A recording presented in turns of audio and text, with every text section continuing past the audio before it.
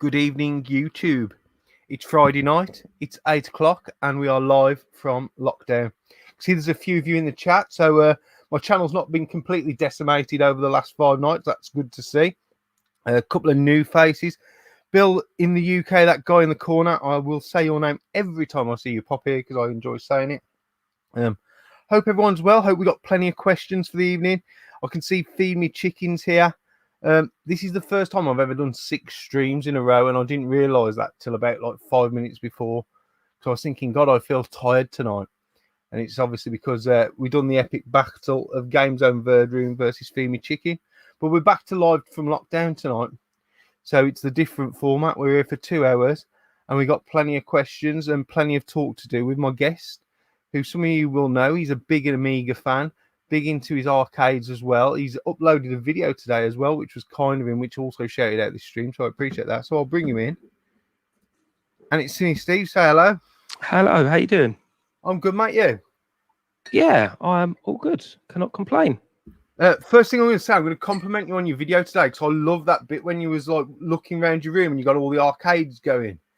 I do try and do that often. I don't know. I quite like seeing. Like, I don't look over my stuff often, but I like the sort of mini tour because, to be honest, what I do, I try and take little bits off tubers I like, and I know John's Arcade used to do that. Literally, just used to do a little intro of around. I just rip everyone off if I'm honest. It's the noise more than the visual. You know, like the sound of all the cabs going. I was watching it today, and I just thought that was brilliant. Like, 'cause it was almost like, you know, it's the sound of the arcades that you can hear coming through the video. So I really enjoyed that intro for sure. To be honest, I was actually a little bit annoyed with it because I've got a half decent little was it a lavalier mic that I keep on here, and it wasn't coming through that when I had it on me, but it was actually I didn't set it up on my phone to use the mic, and it used the phone mic, and that's why the sounds around the room was so loud. Usually it's not that loud; it's usually my voice it's picking up, but when the video started, the music was so loud, and I was like, I hope it's not that bad all the way through. And when I step away from it, you know what? It was all right. I almost enjoyed that. That like you know, you wasn't quiet and you couldn't hear you, but like definitely the arcade sounds was a little bit more overpowering. But that was a good thing, not a bad thing. If you know what I'm saying. Oh, good, thank you. Bit more luck than judgment. That that's normally how all the best things start, isn't it? So what I've been doing, I'll just mention it to you. I'll just go through a few stats about your channel. So your subscriber number now is 1,340 something. It doesn't give me the exact number, so that's done quite well. Because was it the last lockdown you went over 1,000? So you've obviously gained another 300 since then.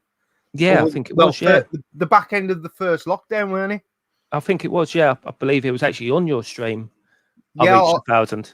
Yeah, because I think we noticed you were close, and we just, if anyone was in the comments, we got them to come along as well. We got Alex Nintendo Arcade, our guest from last week in. Your total views is 190,000, so you're coming close to 200,000 views. Your very first video was on March the 23rd, 2014. Do you remember what that video was? I think it was just a quick pan round. I mean, I wasn't on the tubes. I don't believe there was any dialect in there. I think it was just me panning round, was it? You got It's My MAME cab is the picture, and it's that would have been at the old house. Yeah, it's a completely different setup to what you got now. Yeah. And then the follow-up one was Chase HQ MAME cab with a Dreamcast kiosk. Were your first 2 videos? That's it. That's what I thought was my first one. But yeah, I remember the MAME setup now. I was having issues with it, so I sent it to a mate. I don't know how that ended up public, but you got 1,300 views on that first video as well. Wow, that's mad. Honestly, it's quite embarrassing. Like in the arcade world, if you own a bit of a dodgy cab with like lots of buttons on it, because obviously that MAME cab, I don't know if you would have noticed, but that was a Turtles cab. Was it? But yeah, it was a Turtles cab. If you look at the shape and the monitor.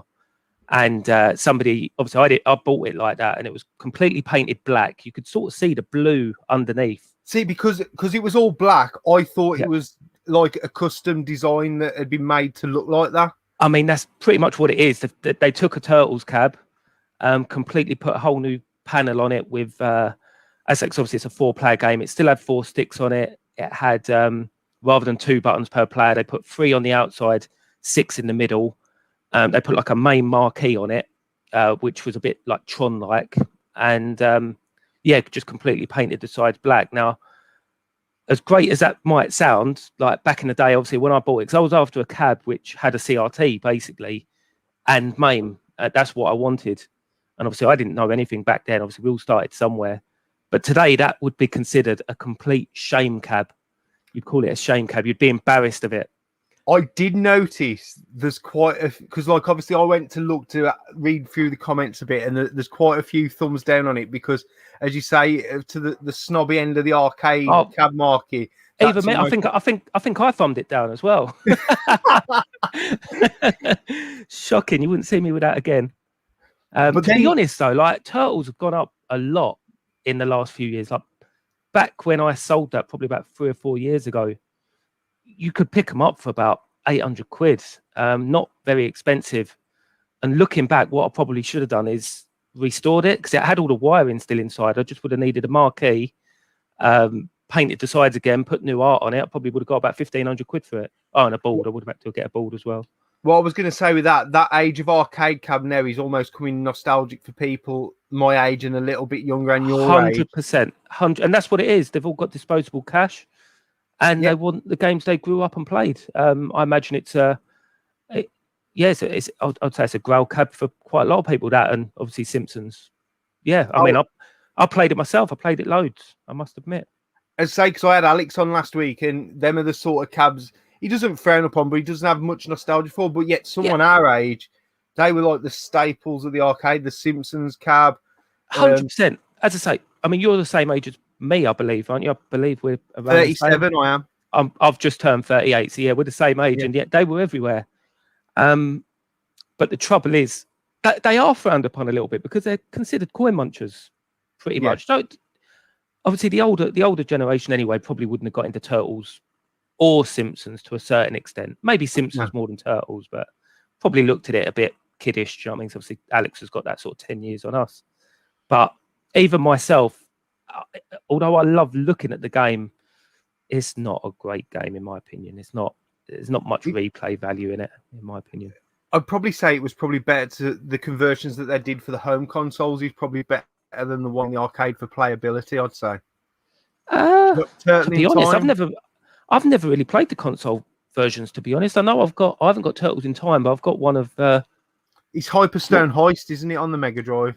That's it, Hyperstone. I've got that on the Mega Drive, and I've got the SNES version. I don't think it's Time though. Was there another one on the SNES? I can't remember. There's Tournament Fighter as well, which is more of a that's like a one-on-one, isn't it? Yeah. Yeah. Say the one similar to that is Turtles in Time, and it's probably a little bit more forgiving. But then you've not got the 4-player option that you've got of the arcade, which is the one thing I love because you could play with a group of people, sort of thing. Well, I mean, you'd usually find the playability on a lot of home console games of that era to obviously have better gameplay because, as I say, back then arcades they just want to steal your money. So things like, I mean, if you try comparing Streets of Rage to like Final Fight, don't get me wrong, I love Final Fight, but it's a coin muncher. It's hard as nails, whereas Streets of Rage is definitely way more approachable. Yeah, 100%. Because like they want to sell you the game to keep at home to keep playing, whereas in the arcades they don't. They want you to keep putting your money in every level or every half level. Exactly that. But that's why we love them. I mean, it's strange really because that I don't think we'll ever capture that era again because I think when you are putting money in them, I don't know, it gives you that extra level of concentration. Don't get me wrong, I love Arcade Club and all that, but it's not the same as having them on free play. As weird as that sounds. When you're actually like having to go back to your mum and dad and ask for some more money so you could carry on playing the machine.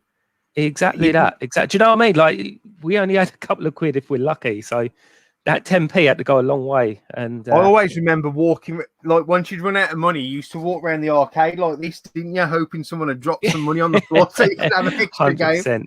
Definitely. Or bomb the 2p machine to try and get a few 2p's out and change them. Honestly, I used to hang around the arcades and just watch people play as well. When I ran out of money, I loved it. I wouldn't just go. I would literally just stay in there. I mean, I remember watching like decent players on Street Fighter 2 and Killer Instinct for like hours, it seemed. Like I loved it. I absolutely loved it because I was never that good at them games, really. To be fair, I always remember my parents, like, because even the local social club that had an arcade cab, and I think my parents used to give me loads because, like, I wouldn't drink as much pop, or I wouldn't be a nuisance if I was sat down the corner playing the arcade cab. Whereas if I'd sat at the table, you was cramping their style. That's what it was. Just wanted to get rid of you. well, I didn't want to listen to the shit music either. We got a few questions anyway, so we'll get on to a couple of those. Sega Zombie wants to know, when is Steve selling me that Outrun? It'll be a while. It'll be a while. I don't even think he's joking. I know he wants it, but I fell in love with it when I bought it. I didn't love the game when I bought it, but I love it now. I noticed you said in your video you're trying to, like, get the perfect route, in you, to get the highest score. Yeah, so basically, I mean, it's quite well known what the perfect route is for the fastest time. Obviously, it's the shortest route. But yeah, it is tough. I mean, I love it though. Absolutely love it. I've been playing it quite a lot recently. It's just iconic. Just the music. It's absolutely love it. Great game. Do you think you'll get to a stage of it where, I know Alex said when he was changing around his arcade room, where he got to a point where he couldn't personally get any further with that game, so he felt it was time to move it on and bring in a new challenge, sort of thing? Maybe. I mean, you could say that about a lot of games, though. I mean, to be honest, obviously we all collect in different ways, and I don't like to regret things. I mean, I think the only way, like, there'd be more things. There'll be other things that would go before that Outrun, like 100%. Whether I max out my abilities on it or not. Like you said earlier about when you put stuff like in your arcade on or in your game room and you hear the sounds, that's some of it. Do you know what I mean? Like, game or not, I like having it on. You'd miss it if it wasn't there, sort of thing. I would 100% miss it. I would 100% miss it, and I never thought I'd feel like that. I mean, I remember doing the game room tour with when Alex came around, 4 years ago. And I remember saying on that video, Chase HQ was a better game. I didn't really see the appeal in Outrun. I quite liked the whole driving aspect of Chase HQ, and then at the end of the level, you got to smash the car off the road. I absolutely loved it, but I'm eating my words. Outrun is a 10 million times better game than Chase HQ.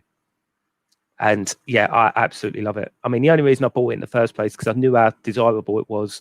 It was a decent price, and I thought it'd be good trade fodder if something else came up I really wanted, because everyone wants an Outrun. And I see why now. Yeah. Not going anywhere at the moment. No worries. I've got a really early question from Dad and Lads Gaming. First question: why did Steve choose the inferior 16-bit computer to collect for? Long live the mighty Atari ST. That's from Marcus at Dad and Lads. I'll be honest, the Atari ST, I think, could have been a lot better. And it's a shame because obviously you've always got the fight between Amiga and Atari ST, as well as Spectrum and C64. But I've actually got a bit of a soft spot for the Atari because I like Atari. Obviously, they were kings of the arcade. Some of the early games like Asteroids and stuff like that, some of the old Vector games, absolutely loved it. But the ST just weren't very good. I find it more of a shame than anything else. So I won't nibble on that one. No worries. I think it was more of a tongue-in-cheek question anyway. Oh, yeah, 100%, yeah. We'll go back to a couple more stats. You're averaging 150 views a day and about 1,000 a week on your channel, which is good going. And your highest viewed video is your best 25 Commodore games, and that's up to 19,000 views. So it's close to 20,000. No, there's one higher than that, Danester. There's one higher than that. Is there? Have I missed that? Yeah. Have I missed one, have I? You've missed one. The Amiga one. Is it? I think that's the one that gets them views every week. I don't think it's anything else. Do you reckon? 100%, yeah. I was looking for the Amiga one, and then I saw the Commodore one, and I assumed that one was the higher one. But that's just your own personal choice, isn't it? Like, it's not. Oh, yeah, 100%. I love doing them. They get frowned upon, the old top of videos, but I captured all my own footage, and I found myself, I mean, I was using literally like 30 seconds of gameplay per video, but some of them games I captured, I was on them for like over an hour. Absolutely loved it. But yeah, they are my own choice. I mean, that C64 list, nobody else would choose that list. And I know I've left off some complete stone cold classics that I didn't grow up with. So I don't. It's not on my list.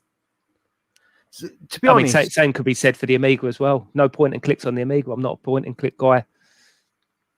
see the difference is there is like the Amiga and the Commodore. They're a little bit more obscure. What reason I don't like Topper videos is because I don't need to see 60 top 10 Mega Drive games. You know what I mean?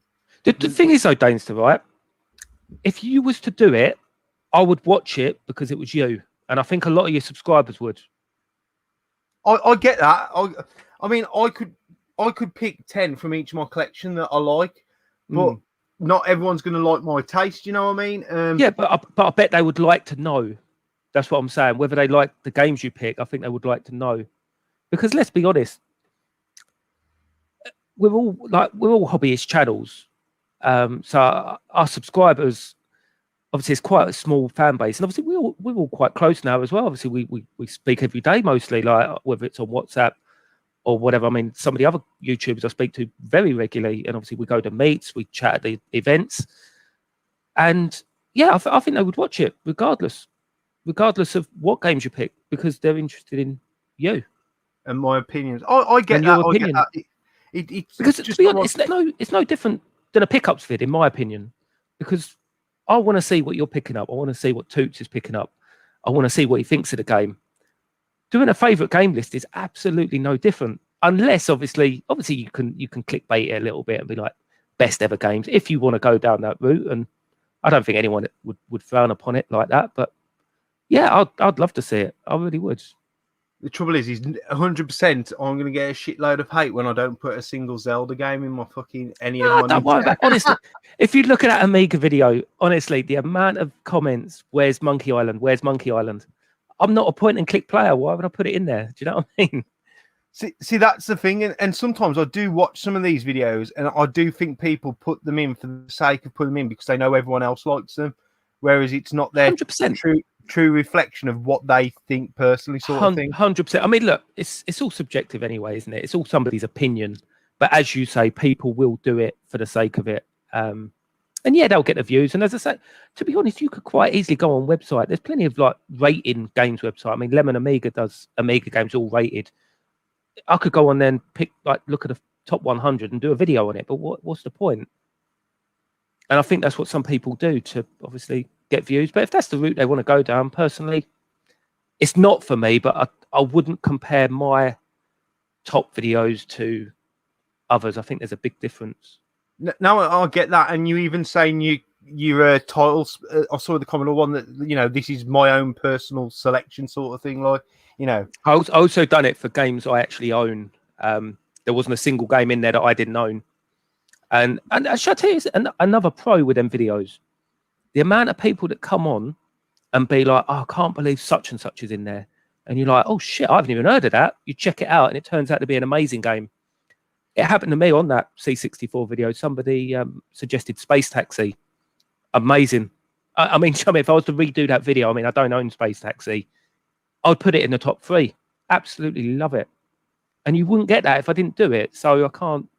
No, I get that. And especially with systems such like the Commodores, the Amigas, any of them home computers that got games in the thousands, you probably, if people were true and honest about what they enjoyed growing up or what they own now, you probably wouldn't get more than 2 or 3 the same in each one of those sort of videos sort of thing. No, definitely not. Definitely not. I mean, yeah, as you say, it's a catalogue of thousands. So, yeah, it's all going to be different. We got a question from Addy Sneaker Freak Steve. When are we having our SiniSteve rematch? Next event, mate. Next event. Like the last 2 or 3 we've been at, we'll have a little sesh. I love it. I love it. I've mastered the game, so without being big-headed, the computer isn't going to give me any challenge. So yeah, I love the events for somebody who can actually play the game, because Sensi's a tough game. To actually see somebody who knows what they're doing with it is quite nice. I love it.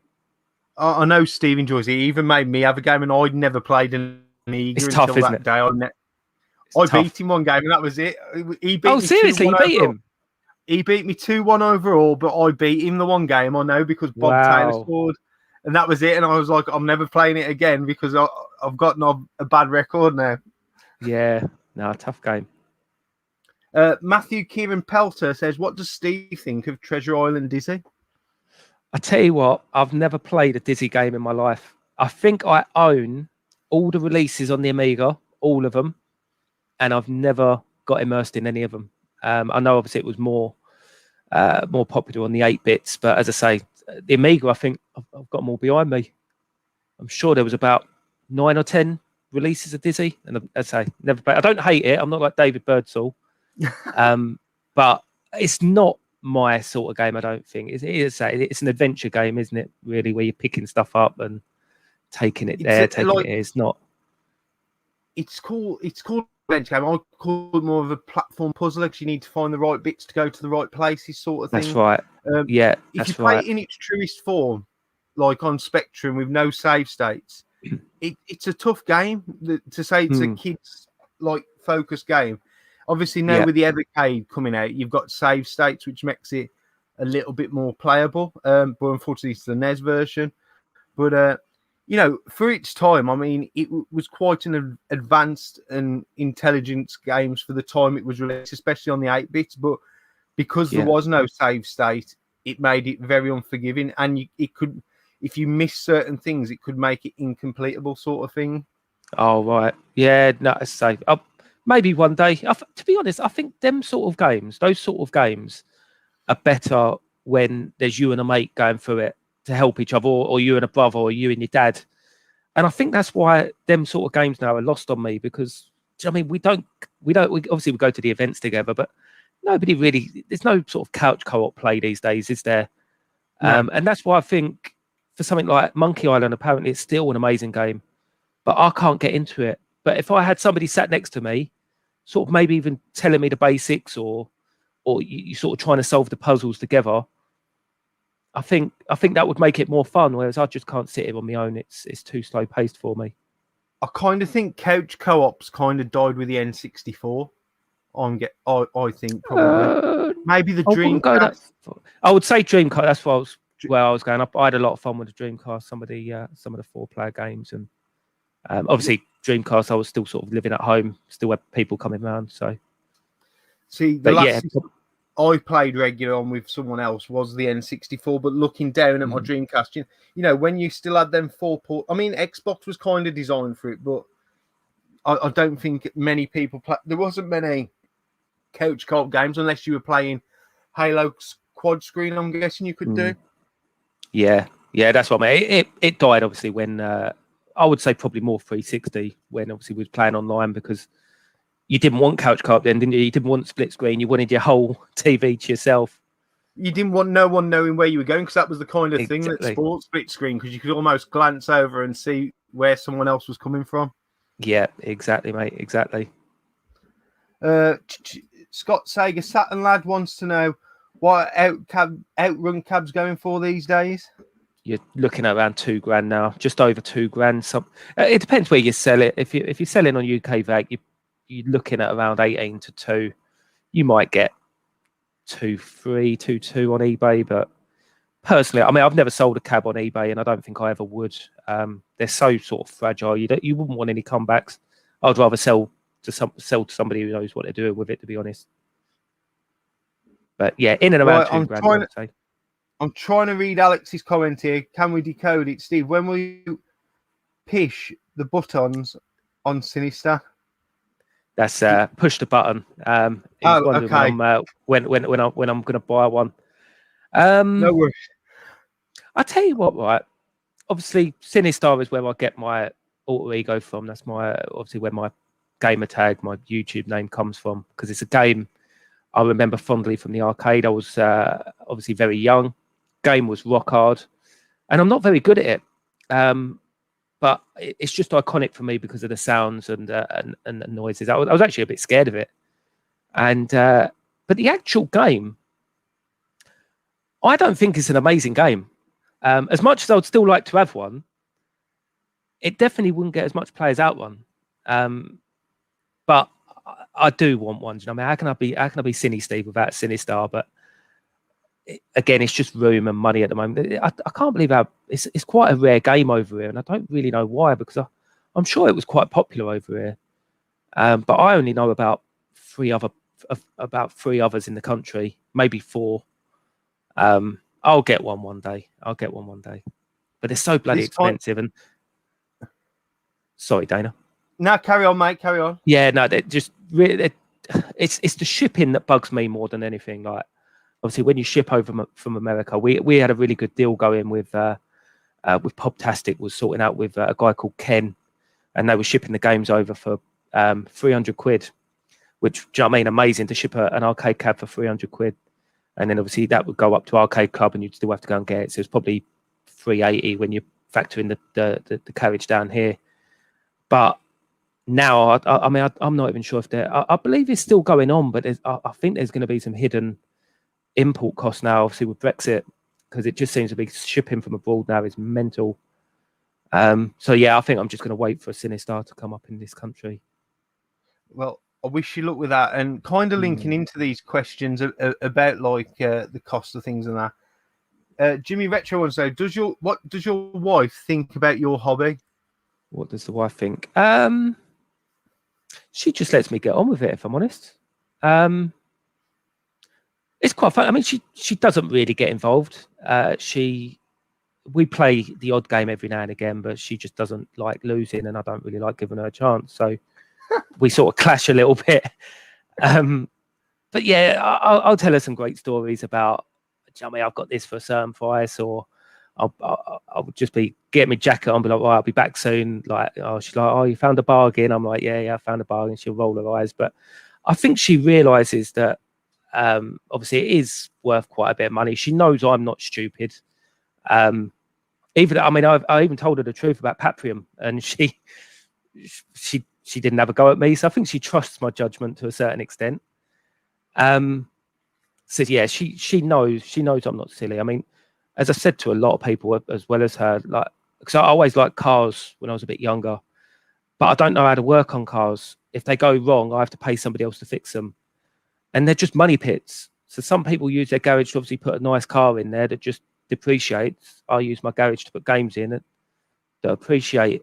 I mean, who knows what'll happen in the future? I can't see it ever being worthless. So it's more of an investment than anything. I mean, if you've got an investment that's also your hobby, I think that's just perfect.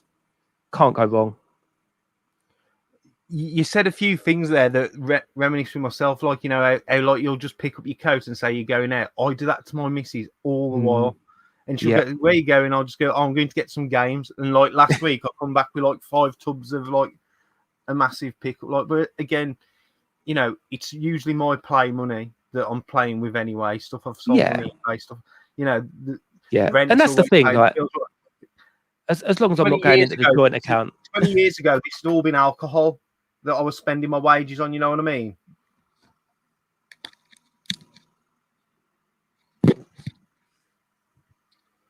Can you hear me now?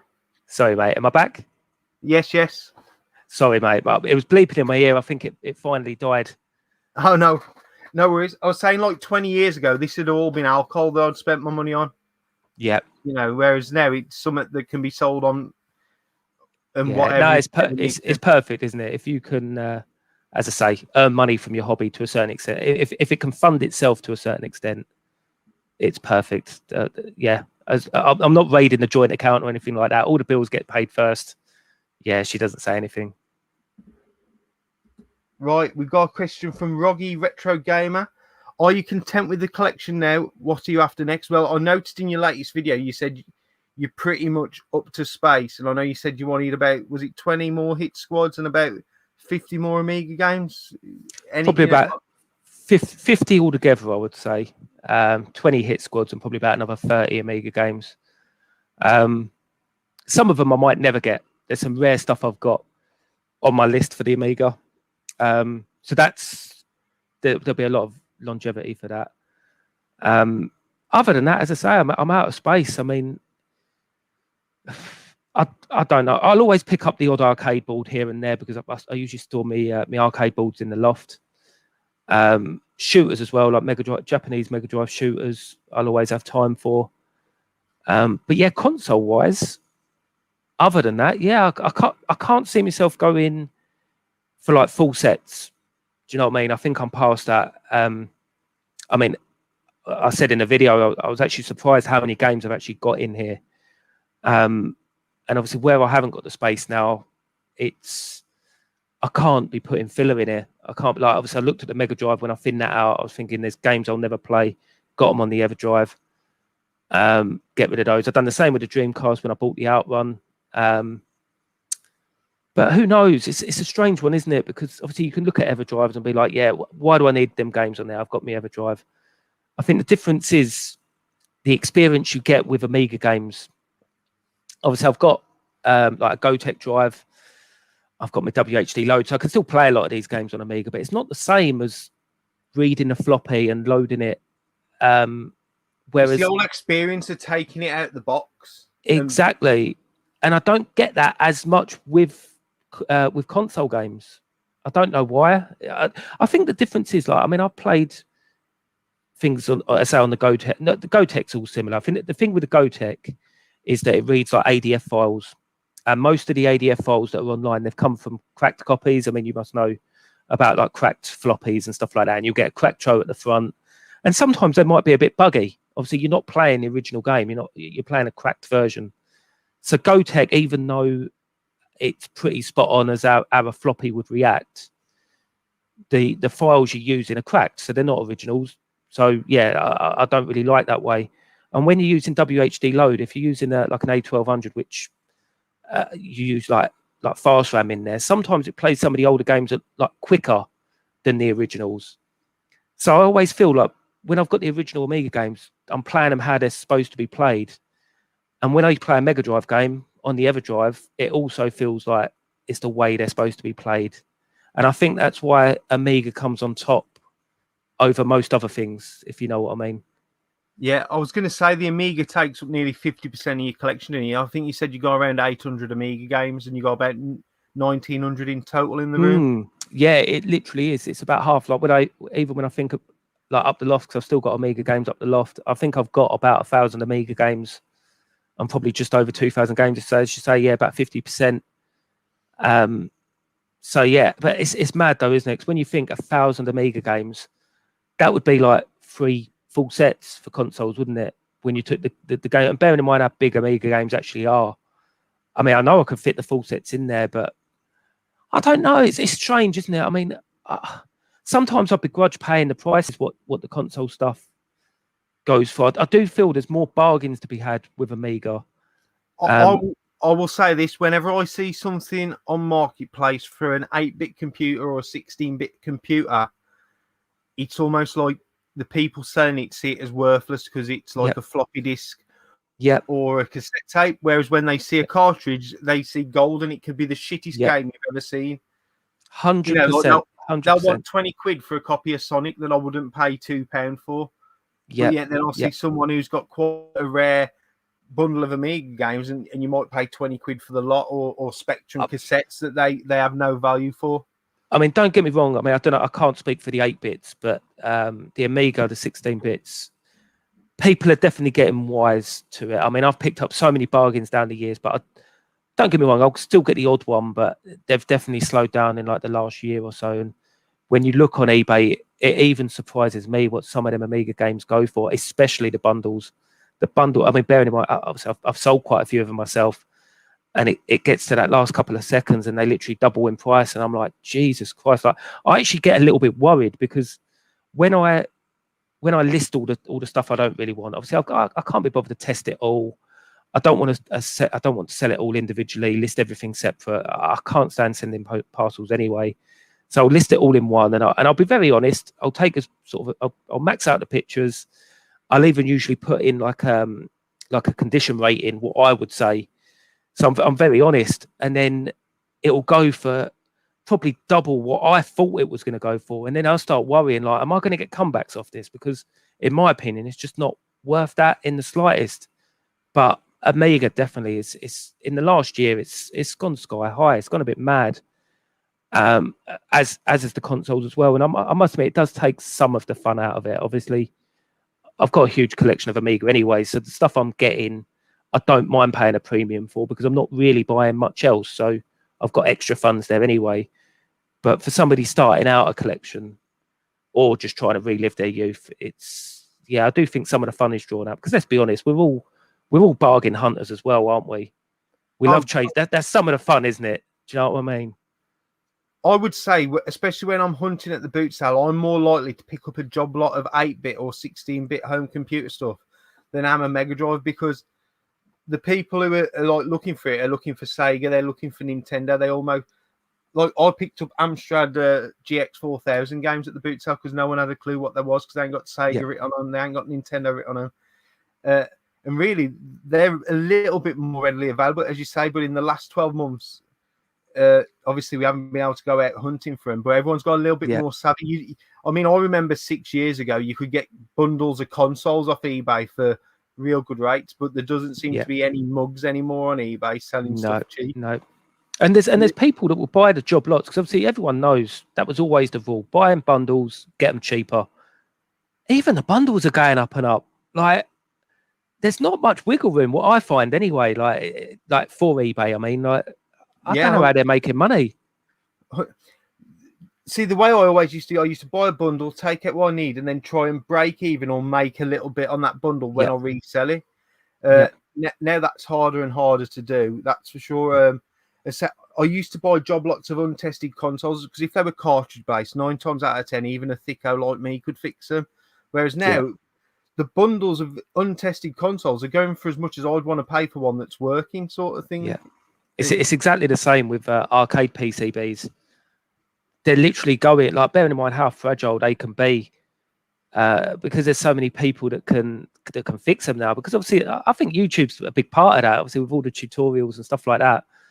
I wouldn't worry about a broken Amiga or an untested Amiga. I would just get it. It wouldn't faze me. I've worked on so many of them. And I think some people with electrics are exactly the same now. And say PCB prices, even 40, going for crazy prices, in my opinion. You'd think they would go for a fraction, but it's literally like 20 or 30 quid cheaper than if it was actually working. Exactly. You might as well pay the extra 20 quid and then not have to mess about with it. We've got Stu's regular question here for Steve. If you had to live with another YouTuber, which isn't me, of course, who would it be and why? Live? Yeah. I thought it used to be spend the night. I don't know. He's got live now. He's got everyone moving around.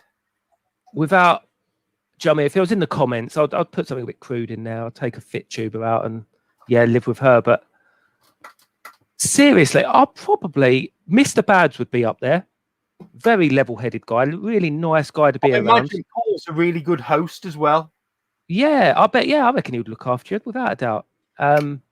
Lovely guy, Paul. Great collection. Yeah. Probably, I'd say one of my favourite YouTubers. The thing is with the 18, 16-bit stuff, what you were saying about the console, like they see cartridges, see Sega, see Nintendo, see gold. Everything's been done on console, isn't it? Doesn't really excite me much anymore. I want to see the stuff, the obscure stuff, and that's what I like about Paul. He'll pick something out and it's like, geez, I didn't know that got released for a certain console. He picked out what was it?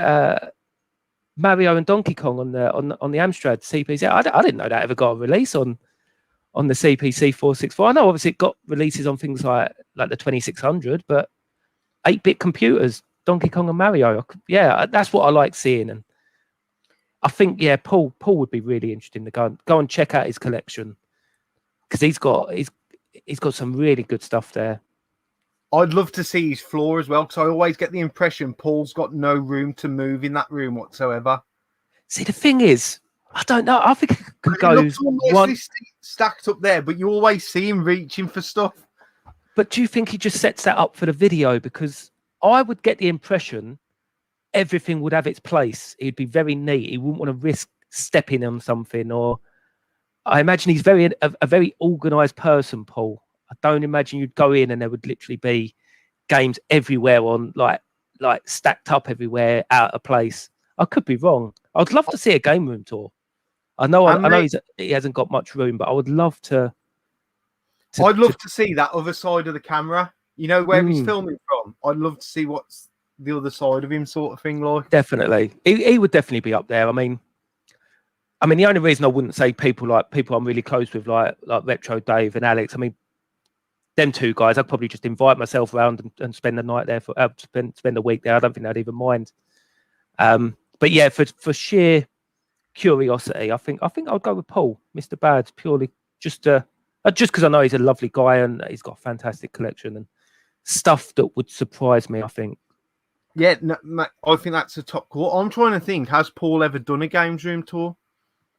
Not that I'm aware of. I think I've been through all of his videos. He's done a lot of collection videos, and even those, I still go through them now, like his Amiga videos. He's done a brilliant job with them. I think he done his Amiga one in like 5 parts, where he done it sort of per franchise, if you like. Per like publisher, and then sort of miscellaneous, small and medium boxed, and it was brilliant. I still go through them now just to see if there's something in there that actually why haven't I got that? I've watched them quite recently. No, I definitely don't think he has. We ought to pressure him now. He's got 1,000 subs. I think the trouble is with Paul. I do like us all. I think he struggles with space.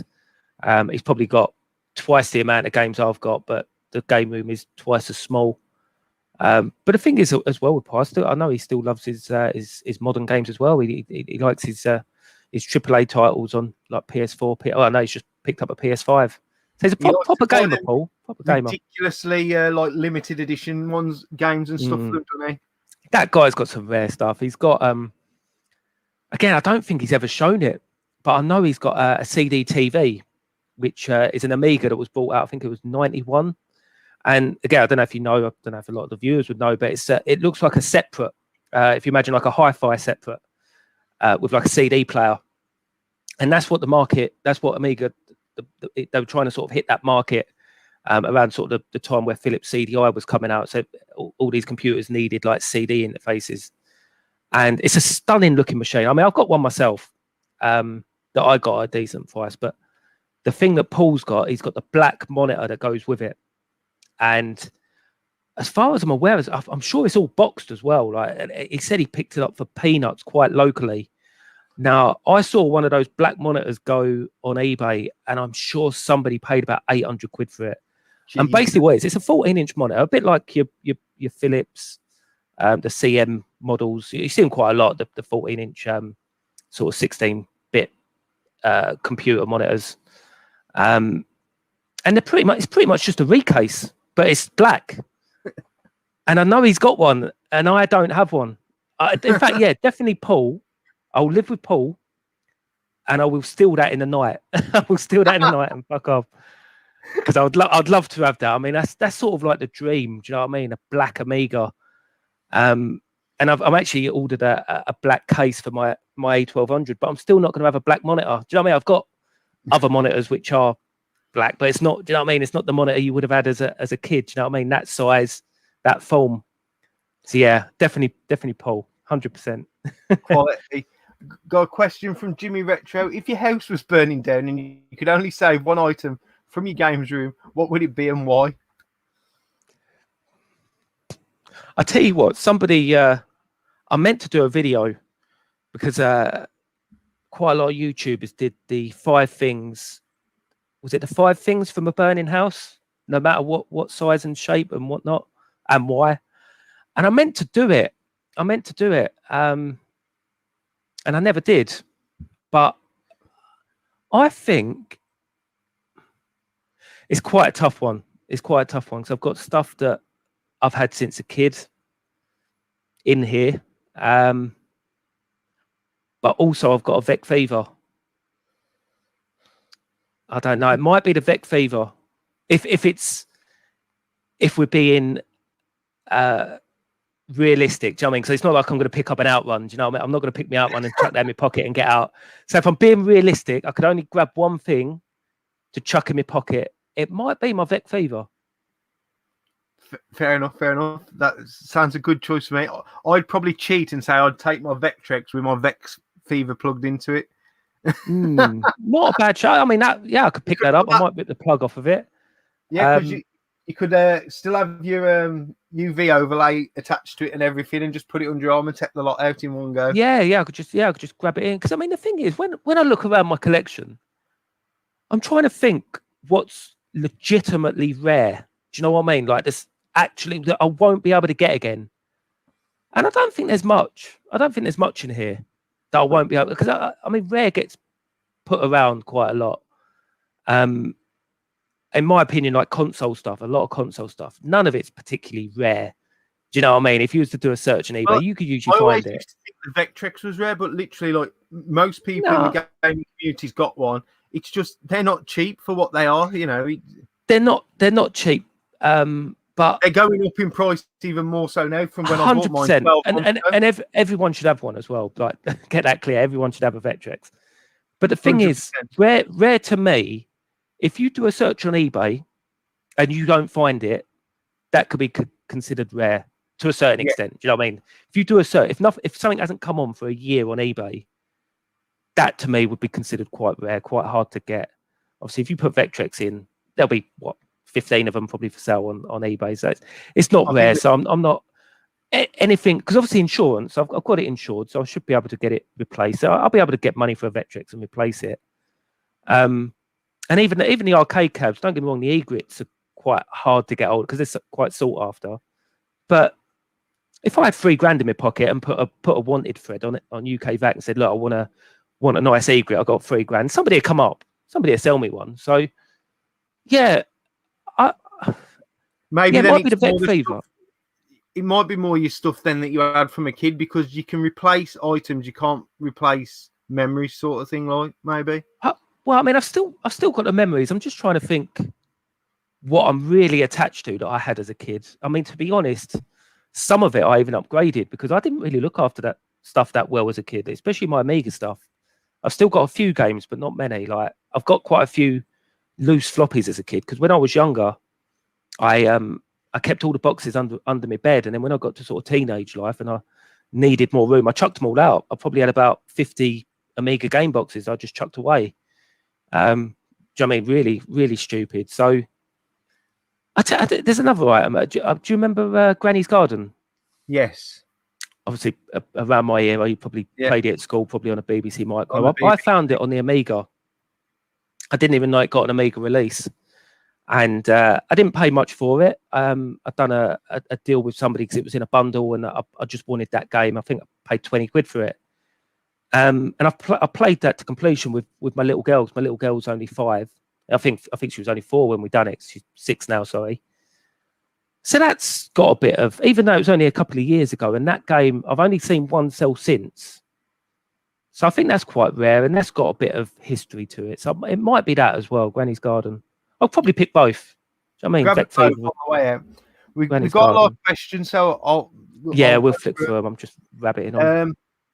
Current Grail item, or the one item you would love to add, cost not an issue. That's from 2to UK. Arcades, it would probably be a Mad Planets.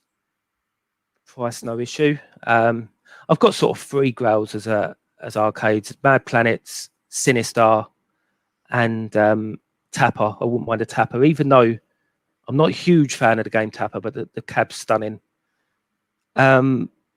Grail item, there's a couple of items I like to add. Console wise, I want the GameWorks, even though it's not too expensive. GameWorks on the Dreamcast. I will add that soon. Other than that, not much at all. Yeah, if it was a Grail item, it'd 100% be an arcade game. 100%. Nice one. Quick question from Matthew Kieran Poulter. For Steve, do you own an Amstrad CPC 464? I don't know. I've had one in the past. In some ways, I should have kept it because it didn't cost me much. It had a color monitor, and it was all boxed. It was all quite nice. Probably should have kept it. That was back at the old house. So that was probably the best part of. It wouldn't surprise me if it was about 10 years ago I had that, and I tried a few of the games, and yeah, they seemed all right. They're quite colourful. I think. I know you're a big CPC fan, Dana. Yeah. Back in the day, I think one of the reasons I love my gaming is because I had so much exposure to gaming as a kid. I mean, when I was born, we already had a Dragon 32 and an Intellivision. When I was very young, we had a C64 and an Amiga. My best friend had a CPC 464, but he had a green monitor. and Oh, I was put off. That's why I've got a bit of nostalgia towards it, but you can't be playing a colourful C64 and then going to your mates and playing on a green monitor. I mean, So even though I've got that little nostalgia towards it, it's not good No memory. Book does a great series where he compares the game in colour to in green.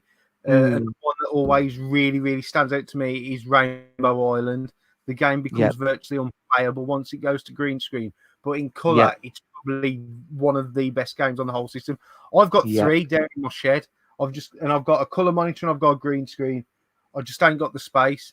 I have been talking to Paul Retro Base about because I want this SD loader, same as my Spectrum, just so I can have just the keyboard and the loader and I can play the games, because it's just not practical for me to have another TV in this box room, to be fair. 100%. Yeah, do you know what I mean? It's just room, isn't it? Yeah. But it's definitely something I want to do for the future. Plus, the tape decks seem to be all iffy on the Spectrum, the Amstrads that I've picked up. Another question from Sneaker Freak. When's the next Hit Squad video? I do believe you mentioned there is going to be one coming in your latest video today. Definitely one coming. I'm not going to give a time. I'm trying to be a little bit shrewd. I wasn't even going to show them Hit Squads, because people went a bit Hit Squad crazy with obviously Paul doing it. Glenn Edwards was getting involved. Obviously David Birdsall, Scott Brand. I'm going to start making my own covers for Mega Drive games just to sell to Glenn Edwards. I am. What's that? Has he been buying some repros or something, or just he picks everything up? Every variant cover, doesn't He's mental. He's absolutely mental. The Jungle Book one today, like I'm sure the one is like the tiniest variant, and I'm sure he's got something like I'm sure it's Micro Machines 96. I think he's got about 8 copies of it, all something a little bit different, mental. But yeah, basically what I was trying to say was, if I was to do a video, not saying that I'm really popular or anything like that, but all it would take is for about 5 people, maybe even less than that, to be like, oh, wow, Amiga Hit Squads. I'd love to go for that collection. Then I won't be able to finish mine. So I'm going to try and finish mine. And there's not many left. Bearing in mind, there's like 130 games for it, which is unbelievable, really. I think I'm only after about another 14. So I'm going to see if I can pick those up quite quickly, and then I might do like a feature episode. I mean, literally show them all, give people an idea of sort of scarcity, price, and go with that. Because the thing is with Amiga Hit Squads are not desirable in the slightest. It seems to be only the 8-bits, and I think it's because the 8-bits, they're numbered. Obviously, the Amigas are not numbered. It's the uniform of them as well, isn't it? Yeah. Oh, 100%. Yeah, uniform, and the fact, they're numbered, and it's a collector's dream, isn't it? Yeah, they look lovely, all lined up, and as you say, it's that thing. If you're missing one in the middle, you've got to get that one to make that look to complete it. 100%, and that's what I mean. If I was to do an Amiga one and a few people jumped on board, I would be a bit knackered with it. What Metal Jesus does, what you do is you get all those rare games that you want, then do the video, and then it doubles the value of the game that you got. 100%, and then sell them on. Yes, it gets 2 of each. It's a perfect game. It's a perfect plan. 100%. Question to us both from Alex: do you still enjoy YouTube? I nearly said Nintendo then. Do you still enjoy YouTube? I'll let you go first. Yeah, I still enjoy YouTube. I'm a little bit lazy with making vids. So sometimes it may look as if I've sort of lost my mojo a bit, but nothing's changed. As for watching YouTube, I'm not watching as much. I'm not watching as much as I should be. I try to support others. Do you know what I mean? As I touched what I said on earlier about, we're all quite close now. I do like to sort of keep up with things. You know what I mean? I do like to keep up with things, and so just so that when we see each other or speak on the phone or see events, I can be like, oh, did you get that game you was after, or what did you think of that game you bought? And do you know what I mean? Because you like my mates. You know what I mean? It's just like seeing what my mates has picked up. But I must admit, in the last probably ever since I thinned the Mega Drive stuff down, the console stuff is boring me a little bit. I feel like I feel like I can't be taught anything else. Do you know what I mean? It sounds a bit, well, it don't sound elitist, but it sounds, I'm not trying to be snobby or anything like that. It's just me. I just find it, nothing surprises me. Don't get me wrong, I like to see the odd pickup if somebody's like got a bargain, do you know what I mean? Like picked up a collection of games and I like to hear the story.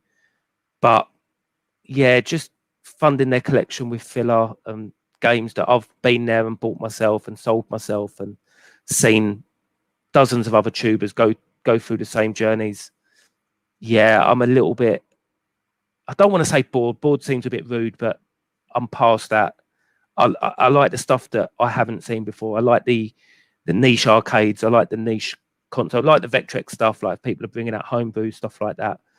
I like the 8 and 16 bits because there's stuff I've never seen. And to be honest, obviously I've been doing the Amiga for so long now. I mean, the time might come for that where I've seen everything, but it's still every now and again where a game will come up and be like, I had no idea that was out for the Amiga, even still. And that just shows you how big the library is. Oh, I totally agree, 100%. Like, see, I like the cartridge-based stuff because that's my main nostalgia. I lose interest when I see PS2, Xbox 3. Not that it's just it doesn't draw my interest. You know what I mean? Like, it's almost like my switch-off mode. And, you know, we're all in the same hobby, but we all have our things that we like. Like, I massively really enjoy my Vectrex at the moment. I really do. You know, I've started to get into the Saturn a bit. And whereas I hadn't before, I was looking at other stuff. But my collection's scatty anyway. But what I've started doing with the disc systems, just getting the games I want. Whereas before, like you say, I mean, I actually found an old memory card today and put it in my laptop, see what was in it. And it was like my games room tour, my very first one I ever did in 2016. And I was going on about my PlayStation 2 was my biggest part of my collection. Yeah. Because at the time it was the readily available, it was cheap, it was the way of expanding my collection. And then that eventually got cooled because I started focusing on different stuff. I mean, Pinball Dave, he's probably a good example. He's changed his focus, and I think we all do it. 100%. We just got to keep it fresh, don't we? The worrying thing is if you start becoming bored of your own collection, then that's the time to worry. If you're constantly just getting stuff like, you know, I mean, I might come in here tomorrow and decide, right, I don't want any PS2, or I'm going to sell it for X amount so I can get something else in that I'm much more into, sort of thing. Yeah, you know? No, I agree. But the question about YouTube, can I answer it in a week's time? That's all I'll say, Alex. I've had a rough week this week. I'll answer that in a week's time if that's okay. You enjoy it. You still enjoy it. I think you enjoy it now more than you've ever done. You've been, obviously, you're just on more often. I think the lockdown was the change for you. The first lockdown, you started doing your streams. Everyone jumped on board, and I'm not surprised that you made a brilliant host. So I'll answer the question for you. Yeah, I think you enjoy YouTube. I enjoy the YouTube. I've probably done myself a favour by not being in any WhatsApp groups anymore. That's probably the best thing that could do for me because I just can't control myself. The trouble is, right, and I won't dwell on this too much. I know there's been drama. Obviously, we all just be ourselves. Do you know what I mean? We're ourselves. But the people we're talking to, some of them we don't know that well. And as I say, I know what you're saying. Sometimes it's better to stay away because obviously all you're doing is being yourself. And I've done exactly, do you know what I mean? I've been in a WhatsApp group with you and exactly this, well, something very similar happened to me. You get a bit of drama. I don't necessarily think staying away from it's the best thing, but maybe just pick your groups, pick your people, and be yourself around the people you know you can be yourself around. Yeah, because the one thing, because you have no idea what some of these people like, how they grew up in their past, and that's what I came to realize. I sort of found that out the hard way. Because again, I think me and you are quite similar. Do you know what I mean? Similar backgrounds. Love our football. Love the banter. The banter you get with being in a football team. Yes. My biggest problem is I can't control what I say because if I don't say it, it drives myself mad. So I'd rather drive someone else mad than myself. That's the way I see it. Yeah. Someone's asking, oh dear, Marcus, what is a Vect Fever? You don't want to know, Marcus. You don't want to know. It might come out one day. And to be honest, I know that there's other means apparently of, is it the Pytrex that's come out? That's what Alex was talking about last week, the Pytrex or something like that. And apparently they're going to be putting the old Atari Vector games on that. So that'll bring the Vect Fever's price right down. I think that'll burst a bubble. Yeah, who knows? Who knows? But yeah, to answer your question, Marcus, it's like a flash cart. Well, it pretty much is a flash cart, but there's some absolutely genius people that have ported the old Atari games like Asteroids, Asteroid Deluxe, Major Havoc, Tempest onto it, and they play arcade perfect on a Vectrex. Now, if you look at them old arcade games, like, I mean, I'm a massive Asteroids and Asteroids Deluxe fan. I was going to pay, I was ready to drop £1,000 on a Asteroids cocktail, but the Vect Fever, it plays it spot on and is a fraction of the size. It's amazing. I can't speak highly enough of the Vect Fever. And there's a couple of homebrew games that didn't come out by anyone else. Like the guy that, I think his name was Tom Sontowski. I think he's a German guy. He coded a few games, one called Robot Arena, which was in my last video as well. Fantastic game. And it won't be on anything else other than a Vect Fever. And that's why they command so much money, because people know how good they actually are. It's just a shame he didn't mass produce them, but he's a hobbyist. Apparently he's pretty rich as well, so he didn't need the money. He wasn't just being an arsehole and not doing it and keeping it to himself. He made a limited amount and sold them. And once they were sold, that was it. I will say, like, because obviously I mentioned the Vectrex a lot on this channel, and it gets a lot of mention on other YouTubing channels. You can't explain how good a machine is until you've owned or played one. The moment I played one at Revival, I wanted one, sort of thing. Yeah. They're fantastic. They're fantastic. I would say that's probably the most unique system there is. I mean, no other console uses a vector monitor.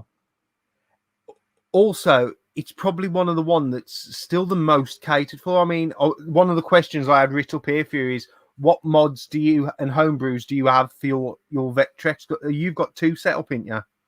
Yeah, well, I've got one set up. I've got two, but I just don't have the room to set both up. I will do at some point. So you've obviously got the UV mod. What else? You've got the 3D glasses and that, ain't you? It's an imager, but it's the repro. It's the reproduction imager. I haven't got the original imager. But apparently the repro one's actually better. It just works better. It's a lot more reliable. But there was only like 3 or 4 games that use it. It's all right. It's an experience, but you wouldn't play it for too long. The light pen, obviously, I've got the light pen, but again, not much uses it. It's a bit of a novelty, but wasn't very expensive. I've got the audio tap mod, which is fantastic. Obviously, plug it into external speakers. The buzz off mod, which obviously I do like the buzz to a certain extent, and that's why I'll never have them both with a buzz off mod. I've got the best of both worlds. Anything else? No, and the BIOS mod, when you turn it on, and the flash screen, the BIOS screen that comes up will say SiniSteve's Vectrex rather than MB or whatever comes up. So no, it's a cool machine. It really is. And the Vect Fever, at one point I was saying the Vect Fever is the main reason to own a Vectrex. But if that Pytrex comes about, and I hope it does, because it'll probably add other things as well that you can do with a Vectrex. Yeah, it'll be brilliant. It'll be absolutely brilliant. And all it'll do is raise the price even more, though, to be honest. As I say, I know Alex was mentioning it last week. Also, if either of you know Jason Kopp, who is in the Vectrex Fans Unite Facebook group, Rob has tried to get us 2 of his custom carts twice, man, and he's ignoring us. Oh, what's that? Yeah, Jason, yeah. It'll make quite a few. I mean, to be honest, I don't know too much about them. I know they're really powerful, but I believe there's not much on them yet. I think people have still got to develop for it. So I don't really know further down the line, you reckon? Yeah, I think so. From what I saw of it, and that's one of the reasons I haven't really invested. It's as I say, it's got potential, but I don't think there's anything original and new on it yet. I don't believe. I could be wrong about that, but he's a clever guy. That Jason, he's a very clever guy. Yeah, he seems to be chipping him out. Really random question here from Retro Bear. If your house was burning down and you had to leave one item behind to burn because you didn't want it anymore, what would it be? Jesus. Maybe that Paprium stick so I can get my money back on the insurance. Don't know if I paid a mug on that one. I'll tell you what. There's not much. There's not much in here. I don't see much filler in here. Maybe the Nintendo, the unbox stuff, because that was my focus in the last 6 months. I'm trying to unbox, box the unbox stuff I've got, or move the unbox stuff on and get the box stuff I want. Alex, Nintendo Arcade's just unsubscribed here.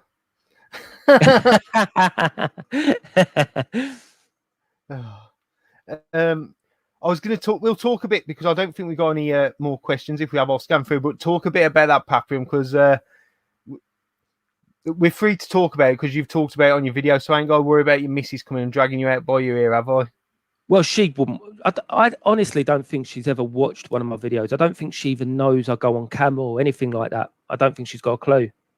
One of your most highest recent view ones is when you put her in the thumbnail, so you might want to carry on doing that in the future. Yeah. Well, God knows how I got a few views on that, didn't I? I was trying to clickbait her, but I don't know. Yeah, she doesn't know about it. Put it that way, she doesn't know about it. But yeah, Paprium, yeah, I told her the truth. Very rare do I tell the wife the truth about what I've paid for something. But yeah, I didn't lie about it. I don't know why. So let's just be clear for those who... I don't know whether we should talk about it because it spoils a little bit of your video, but you've... No, to be honest, you could talk about it if you like, but there's not much to say. I mean, I still haven't played it. I can't give you my thoughts on what it's actually like. All I can do is put my hands up and probably say... What we'll do, we won't discuss how much you've paid for it. People, if you want to find out how much Steve's paid for it, go and watch his latest video after this stream and you'll find out. And give your honest opinion. But I remember because you posted that you'd got it somewhere and I knew you was after it and I thought, how the fuck has he got hold of that? That's what I was thinking. Yeah, scalped like a... Well, it is what it is. It is what it is. See, I justify things purely if I've had bonuses. Do you know what I mean? If I've had a few bonus deals, do you know what I mean? A bit of extra cash there. If I've had a bit of overtime, because again, people that know me well, I've got quite an easy job. So I get paid quite well for doing the overtime. And obviously since lockdown, the overtime, everyone's been penny pinching a little bit. So the overtime's not as I don't get as much overtime now as I used to, but yeah, it's all extra pocket money. So if I've got it sitting there, I don't mind it. Don't get me wrong, I don't like wasting money, but again, in my opinion, I think it probably will go up. I saw Stu commented earlier and said he thinks they're going to release more of them. Watermelon's going to release more of the sticks to try and get back money. I won't argue. I literally haven't got a clue. I don't know anything about the company, if I'm honest. I was trying to steer clear of it. I was trying to steer clear of the whole hype of it. And it was just bloody Pete's video. He was really praising the arcade stick. That's, as I said on the video, it's the arcade stick that sold it. I wasn't that bothered about the game. But the arcade stick does look good. And I love my arcade stuff. So that's what sold it. And I think that's what think it'll hold its value. Usable with other games? Because I'm thinking Xenocrisis straight off the top of my head. Well, Xenocrisis is a twin stick, so it wouldn't work that well. I mean, in my opinion, I think the best way to play Xenocrisis is on a Dreamcast pad. In my opinion, I think the pad, because the 4 buttons are in like a diamond shape, like a correct diamond. I find it just really easy to flick between all 4 buttons. I've got a twin stick for the Dreamcast, but I don't think it works that well. I think it slides a bit and the sticks are quite big. So I hate twin sticks. I can't get my head around them. Really? Oh, I love a twin stick shoot. I love it. Plus how much the Dreamcast ones are now, I definitely don't like them. See, I got so lucky with the Dreamcast one. I bought mine 40 and it was only a washer that was broken in it. The stick was coming out the top. Yeah. And I bought a boxed one. It was like, and it was right in the peak of when Xenocrisis came out. So the prices even then were like 120s, 130s. I don't know what they are now, but Xenocrisis got released on the Dreamcast, and I think they literally went up by about 50 quid overnight. And that's when I wanted it as usual. And I was just lucky that I got a nice boxed one that I knew was an easy fix for about 70 quid. But I didn't rate it. I didn't rate playing with it, to be honest. It's an all right way to play it, but it's just not. The sticks are too big. It's not. You haven't got a lot of accuracy, in my opinion. But with the Dreamcast pad, I like that. I think that's the way to play it because your fingers are right on the triggers. Awesome. I have got a copy coming with the second run, but as you said, it might be import tax that's thrown on the top. It's a great game. It's a really, really decent game. I really like Xenocrisis. The music on it, especially on the third level, I think it's called Junes. It's awesome. Love that because I ended up buying the vinyl of it and having that going through the system. It sounds awesome. You've led into that superbly because I was also got notes here to talk about your data disc because you are like full set with a data disc. I've got another one here that I picked up off. I forget his channel name. He used to be Nintendo Arcade Dave, and now he's Pinball Dave. I know him as. I got something like that. Still Retro Dave to me. But I'm not going the full set like them Shenmue ones, and you said it like you said you're not too familiar with the music for them. That's the exact reason why I can stay away because I've got no nostalgia for them. But your Golden Axe, Streets of Rage, I don't want to say which one I've bought off Dave. But those, they're the ones I'm going to collect for, and it's kind of good for me that I'm not going to be going down the full set. But you seem to be enjoying it. Well, the thing is, I mean, I got in quite early. I think there's 23 releases now. In fact, I think there's more now. I think it's more like 25 now because they did a few releases that weren't numbered. Like I think Sonic Mania and Sonic CD weren't part of the actual numbered set. And so I think I got in when it was around 10 or 11. So I haven't paid scalpers fees on well over half of them. But it was the Outrun that done me. Like I wanted that limited edition Outrun, and it's just stunning. I don't know. It's just the art, the whole artwork, the whole package, the coloured vinyl. It's just right up my street. I absolutely love it. But yeah, you're best not going back. So say you'll get scalped like I did for Paprium if you're going to go back and pick up the limited editions for them, which I have. I mean, I didn't pick up many, but it's awesome. It's absolutely awesome. Have you played Paprium yet? If not, this question's a bit. I haven't played it. I still haven't opened it. I will do. People that know me well, I'm not a sealed game collector or anything like that. It will get opened, and I will get on it. To be honest, Scott, play it if you like it. Keep it. I mean, in my opinion, the thing with Paprium, and again, somebody might correct me if I'm wrong, but I'm 99% sure it has custom chips. So you'll never play it on an EverDrive. So, to be honest, I think you've got if you like the game, if it is a decent game, you're probably better off keeping that and selling the rest of your games that you can play on an EverDrive, unless of course you sort of grew up with them and maybe you've had them for a long time maybe. But I always, for things like homebrews and stuff like that, if that's the only way you can play it, then in my opinion, keep it. No worries. I mean, I've obviously paid a little bit more because I'm buying the second wave, but I'm looking forward to getting it and playing it. Yeah, it does look good, to be fair. It looks like a good game. Sell it on before that second wave comes out, otherwise it's going to drop in it because you need to get it sold now before the second wave gets released. Question here from Kevin Wolford. I hope you understand it because I haven't got a clue.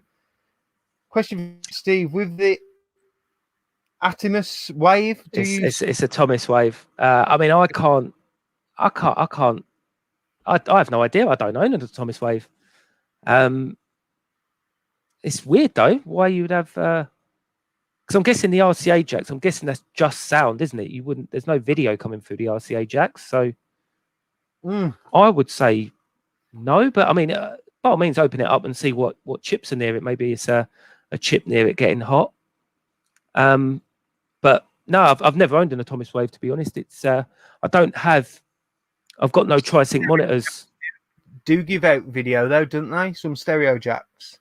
Yeah, but on that Atomic Wave, I mean, unless it's been like consoleized, I can't see you. I can't. I mean, I couldn't see Kevin Wolford using like composite video anyway. So I don't imagine videos coming through them RCA jacks. But as I say, I've never owned an Atomic Wave. I haven't got. I've got a tri-sync monitor a tri-sync chassis for one of my egrets, but I never use it because it's that era of gaming. It's sort of the Dreamcast era that when I looked at the Atomic Wave library, there was nothing really there that I was like, wow, I've got to play that. But they've just released, because basically the Atomic Wave is very similar hardware to the Dreamcast, and they've started releasing all the Atomic Wave ROMs for the Dreamcast. Like you can get, I don't think you can burn them on CDs yet, but you can put them on like the GDEMU, and I believe the mode. That's what Stu, I think, was talking about in his last video, because he's obviously done the mod. He's going to do a video on that. And I think it's well worth doing. I mean, to be honest, if they start like if I can burn them, I'll just burn them. Because funny enough, I was talking to Big Mike the other day about like the GDEMU and the mode. I'm not a huge fan of how much of a faff they are to fit them. And then if you want to play your original games, obviously you've got no drive in your console. So it's a mod I'll never go down. So if they start releasing them Atomic Wave games on the if you can burn them on discs, I'll start playing them, and then maybe then if I like them, I'll probably pick one up. I'll probably pick one up for one of my egrets. But yeah, to answer your question, I've never known, but I can find out. I know I'm sure Dal, he uses an Atomic Wave, and I know I'm actually seeing my good mate Monster Mug. If anyone knows, he'll know if they're supposed to get one. Here's a game mentioned by Addy Sneaky Freak this on the Atomic Wave. Blue Dolphin. It's like Metal Slug on acid, apparently. Yeah, I was actually going to mention that. I didn't actually remember the name. That's why I didn't mention it. I was going to say there's some sort of dolphin game that sounds that looked pretty good. I think that was one of the first games that was ported to the Dreamcast. So yeah, I want to check them out. But as I say, in my opinion, the library doesn't look that strong. But I could be wrong. It's something I've definitely looked into, but don't know too much about. It just didn't look like it appealed when on sort of first glance, if you know what I mean. No worries. We'll go back to the Amiga because I've got a couple of questions I was going to ask about that. What's your favourite version / revision of the Amiga? Because obviously the Amiga kept getting expanded, upgraded, and obviously different conversions. What is your ultimate Amiga sort of thing? In my opinion, it's the stock. Straight out the box. No add-ons added to it. What was the best one back in the day if you could have owned any Amiga? Oh, you've moved the goalpost then. I mean, I would always recommend an A500, a stock A500. But you say out the box, I'm pretty sure there was 1 meg versions of the A500. I think the Chicken Lips version had 1 meg as standard. Basically had a mechanical keyboard. I've never owned one. It's I think that was only released in Germany. They're really sought after, the Chicken Lips version of the A500. If that comes with 1 meg standard, I would have that. Big Mike agrees. Chicken Lips.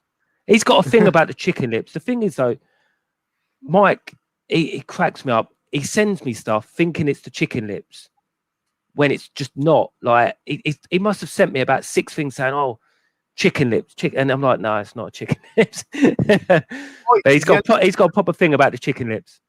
He must sit on Spock, Facebook Marketplace, finding deals for everyone else in the community. Because he's a nightmare, Mike. I tell you what, me and him was having a deep conversation the other day, and I know you've been down there and helped him out, so you've got more idea than anyone what his flat's like with games everywhere. And I was trying to say to him, look, just cut it all out, just get your setup, work on your setup, without being a big know-it-all. But if you notice my room, the setup comes first. The games are up there, but the setup is not. The games are not in the way of the setup, because if it is, you're not going to enjoy the games if you haven't got the setup. The setup's got to come first. And I'm saying to him, look, I was like, if I lived closer to you, mate, I'll be down, I'll be helping you out. But I said, look, just get a box, bundle it.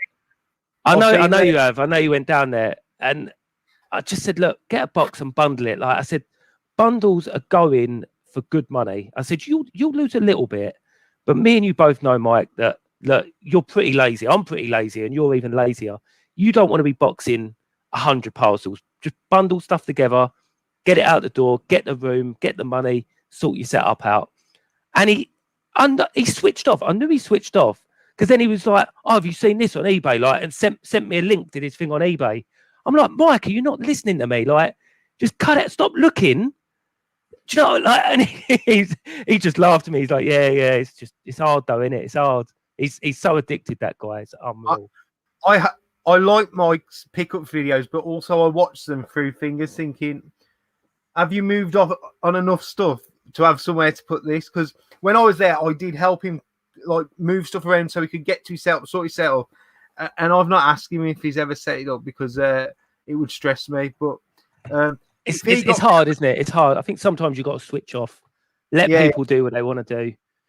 It is tough though, because I just know that he could have a killer setup. He really could. I mean, obviously he lives on his own. No wife to worry about. He's got more room than all of us to a certain extent. 100%. I mean, you know what I mean? His front room alone, he's got twice the size that I've got here now. The best thing I ever was get this unit that I've got I've got my CRT, I've got my monitor here for my modern gaming, and I've got all my consoles so I can get them. Because my old setups, I never used to be relaxed. I've got piles of stock here next to me that I was selling for events. And like you say, I was just stretched stuff. Whereas now I can come in here, I can move my chair around, I can go left, right, I can get to everything I need to. And that's why I'm trying to keep on top of my pickups and everything this year, because I don't want to get in that situation where I've got a massive pile of stuff that I'm not because I won't put nothing in my collection until I've shown it on YouTube, because that's how things go. So that's why I want to do it now. I can get it, and then I'm back to having an empty table where my little pile of pickups goes again, sort of thing. Yeah. But as I say, when you start getting overloaded by games, it's not healthy. Do you know what I mean? There's got to be a structure. Otherwise, you're not getting the most out of it. But do you know what I mean? He's a top guy, Mike. I've got a lot of time for Mike. Heart of gold. And I say, if I did live closer, I would honestly, I'd help him out. I'd set all this stuff up for him. I really would. I'd just get a box and I'd probably just sell it for him. I'd probably just be like, "No, you don't want that, Mike." Because quite easily you can talk him around stuff, can't you? Well, if no doubt, something would come out and he would start buying it back. If you ever go around there and there's a box with 6 copies of Chase HQ on the Spectrum in there, that's the box I sorted out last time. Yeah, it'll be there. There'll probably be 8 copies now. Yeah, but I wouldn't have my Miracle Piano for the. Well, it's both. It's for the NES and for the Amiga, and I've got the NES game and obviously the Amiga game in the box. If it weren't for Mike, God knows why he was searching in the Dudley area, because this guy was literally a mile away from my house, and Mike goes, "You ought to go and get that, you had." Yeah, no, he's very good like that. He knows how to spend your money. I say, because it goes one or two ways with Mike. So he either sends you bargains or stupidly overpriced stuff, and I'm not that interested in the stuff. He likes that, doesn't he? He likes to see the stuff that goes for stupid money. And because he's like a vampire, and I'll wake up to about 6 messages of stupidly overpriced stuff. I'll be like, that's 5 minutes I'm not getting back. He's very nocturnal. We got a question from James. Flashback TNT. Is there any plans to hang shelves from the ceiling? There's plenty of space there. No, I'm done. I remember when I first sort of got in here. If you look back at Alex's video, and to be honest, I haven't really watched it back, but I imagine some of it's quite cringy, because when I look back at the game room then, it's night and day. It wasn't a great game room then. I just didn't have the space, and it weren't decorated very nicely. But I remember I had a big cupboard with doors on it, and that's what I was trying to do. I was sort of trying to hide the games away. And then the wife said to me, she said, like, "Why are you doing that? It's quite obvious what you've got here. Do you know what I mean? You don't really need to hide them away." Because I just sort of wanted it as a nice sort of hangout room that wasn't too gamey, if you know what I mean. But you can't hide 7 arcades and pretend it's something different, you know. So no, but no more shelves. I think I've got as much out of this room as I can. It can't go any further now, and I'm happy with it. It looks brilliant now. Now you've extended those shelves round. I noticed in your video, and it's good to watch how it's grown. And just looking at that setup behind you, it looks very neat and uniform. It does. Yeah, cheers for that. I mean, that's why I do that little intro, because it's quite interesting to go back and watch and see what changed.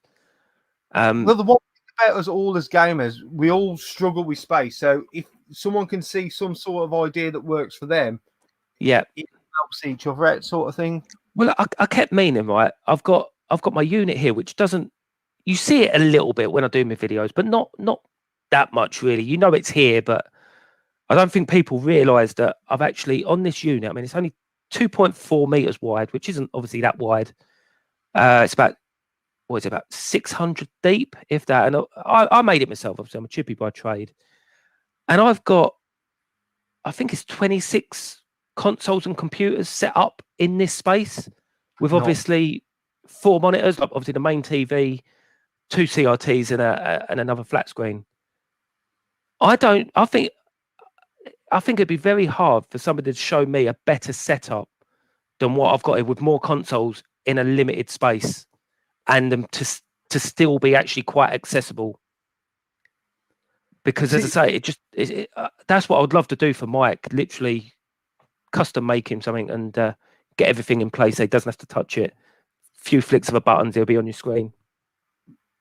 The one thing is like each person's room is slightly different. So if someone like you with the skills like in carpentry that can build some of that, like I have to work with like the custom IKEA stuff, you know what I mean? Yeah, like the Kallax stuff. But it's too much of a ball ache for me. So I'm working with the Kallax stuff. But if you've got a special tray like you can maximize that space like you've done with the shelves, because you know they're put the perfect height for you to put whatever sort of games you want to go on there. And I'll say with the consoles, you've got, like, I can't have a Woody because I've got nowhere to put a Woody. I have to have the Junior because I'm regulated by the sizes, sort of thing. Same with the Master System, I've got to have a 2 instead of a 1 because of the size because of the length. Yeah, exactly. So it all comes in, as I say, the unit. I mean, you're pretty handy though, and you can knock something up like that. Can, but it's a but. You know what? I've got 2 cracks in my bedroom ceiling. They've been there for 5 years because I don't want to come home and work. See, that's where I've been quite lucky. Sometimes I can do this sort of stuff at work. I can lose the materials and do little bits. Carpentry's a little bit of a cleaner thing. See, my thing is I just don't want to. I've filled the cracks. I just don't want to sand them because, like, all my clothes and everything's in there. It makes a lot of mess. Yeah, it's one of them. Yeah. I'll do it when we change the carpets or something. You know what I mean? So yeah. No, it makes sense because they're filled, so they're not going to get any more damaged. It's just I can't be asked to rub them down because of the hassle it'll cause cleaning it up after, sort of thing. Like, I don't blame you, mate. Gav, hello, Gav. How does Steve manage his backlog of games to play? Well, you actually said you've been playing quite a bit recently, so that's a good. He's a nice guy, that Gav me. You should go and check him out. He done a really good tutorial of how to use Swiss for the GBA player, Game Boy Advance player, on the obviously on the GameCube. Yeah, clever guy. How do I manage backlog of games to play? What I've been doing recently, I've been getting involved in a few game competitions. 10 Pence Arcade, I always listen to it. I don't listen to any podcasts apart from that one. And sometimes I'll play the game, sometimes I'll get involved. But I've set myself a challenge that I'm going to play every single game this year, because they're only doing it once a month now. It used to be once a fortnight. It's once a month. And there's another guy who I don't know very well. It's something like London UK video game, something like that, on Instagram. But they seem to do like a YouTube channel as well. And is it Mainmeister? Have you ever heard of Mainmeister? Scottish guy? I have no idea. I don't know if they're friends or something. I should look into it. But he's been sending me messages, like the London guy. He's been sending me messages to get involved in some arcade games on Instagram. So I've been playing that. So I don't necessarily manage a backlog. I'll sort of run with it, and whatever I fancy playing, I'll get involved in. But let's be honest, like, games are so much better when you're playing them with other people. So if there's a high score challenge, I'll usually be in on it, to be honest. That's why I don't play a lot of these adventure games, because I just get bored playing them on my own. I was just going to bring up how much fun YouTuber United was during the first lockdown when we were all playing on a daily basis. Yeah, it was decent. And I find it strange how more of us don't play more games online. Because let's be honest, like, there's some great games to play online.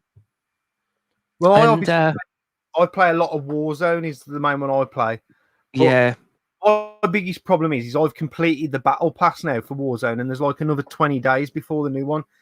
So my motivation to play, other than to play for a win, has gone, sort of thing. So I have to get in the mood. But when I have a Warzone session, I will play for like 4 or 5 hours on a weekend, sort of thing. Like, I'd love to get more involved in like arcade games and stuff like that. Cause I'm sure some of the servers are still on for. I mean, obviously, if you get the Switch, like all the scores are saved and stuff like that. There's got to be some decent sort of older games to play online. I know they use the Tuber High Score Challenge, which I know Retro Red Stephen Metropolis used to run. Someone else is running it, but that's got quite competitive again. That has. Yeah, I did start doing that. It's just time gets in the way, but I do feel like I've got more time at the moment. I think obviously lockdown has helped, hasn't it? It's the only thing it's helped with. Mind. Alex has got another question. Either his broken arm's not working, or he's drinking the rum neat again. Every message he sent is spelt wrong. Capcom or Konami? That is tough. That is really tough. I would say the artwork of Capcom, but Konami games. Oh, interesting. It's straight, like, when I think about it, like, I love Capcom art. Absolutely love it. But when I really think of the games, the Capcom, but you got Street Fighter 2. That's a tough one, isn't it? That is a tough one. But there's so many Capcom games that are literally just coin munchers. Don't get me wrong, they're fantastic looking, sounding, playing games. But when you really get into them, they're really tough. And I always just like playing things on one credit. So I don't just like coining up just to get through the game. Yeah, I think I've got to say Capcom just for Street Fighter 2, I think. It's one of the probably top 3 games ever made. But I do love a Konami shooter. Oh, Konami, Time Pilot. Oh, that's tough. That's a tough question. No one asked him hard questions like that last week. I'm telling you now. Question: does Steve have space to fit a Master System 1 in his setup? No, so I don't need one. I've got a Mega Drive. It's the same hardware. It's the same hardware. I've got no nostalgia towards Master System games themselves. I've got my EverDrive. I could play. I mean, I don't know about homebrew stuff, if anything like that's on there, but I don't need a Master System. I've got a Mega Drive. Does exactly the same thing. Did you have a NES then back in the day? No. Again, what I was saying earlier about exposure to gaming. My best mate had a Master System. He had a Master System 2. So yeah, I played Master System back in the day. But my other mate had a NES who lived down the road. So again, I had exposure for both, even though I didn't own either. I had exposure to both, and it was the same when it went to the next generation. I never owned a SNES back in the day, and I actually got my Mega Drive fairly late. I would say I think it was about '93 when I got my Mega Drive. But again, I had mates that had both, so we played them a lot. We used to do a lot of like FIFA tournaments, Mario Kart tournaments, and I remember playing through Mario All Stars. There was about 5 of us in there, like taking a life each on Super Mario 3 on the SNES. Yeah, fantastic. And as I say, that's why I like so many different consoles and games, because as I say, I was just lucky that it wasn't like we all had the same thing, and it couldn't have been further apart, to be honest. Like, I had a few good mates that had Mega Drives, but I had other good mates that had SNESes that obviously I didn't swap games with. But yeah, I had the joy of everything, to be honest. No worries. I'm just reading a few comments because there's a couple of nice comments I'm going to put for you. Alan Maymeister, Scottish chap. That's the guy you was on about. Just I'm pretty sure to his channel he does a lot of waffling. He used to do a lot of gameplay as well. So he's probably still. Also, Roggy Retro Gamer says SiniSteve is one of my favourites in terms of SiniSteve's room is one of my favourites in terms of display tidiness, whilst cramming so much in. I think only to be beaten by Alex's gaming outhouse, which he fell out of and broke his arm trying to get his Mega Drive. But that's Alex is a lucky guy to have what he's got there. Like he's bought a stunning house. It's a really nice house, really oldie worldy. Like definitely, I don't think I would live there because I don't like spiders. It's got like a thatched roof. It looks stunning. It looks absolutely stunning.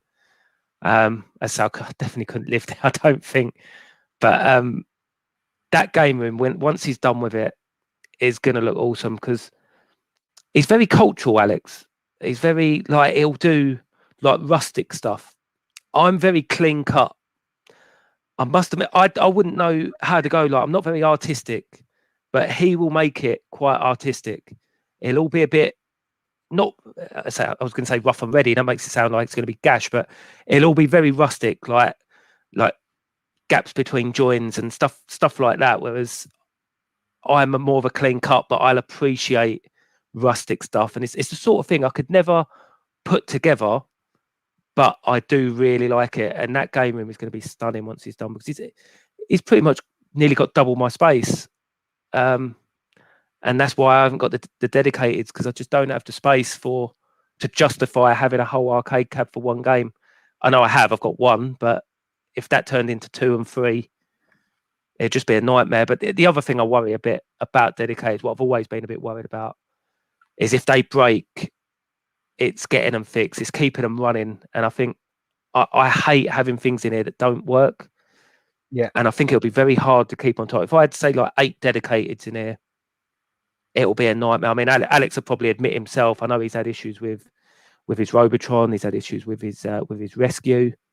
I think he had issues with his Golf when he had that. I know his hang-on went down.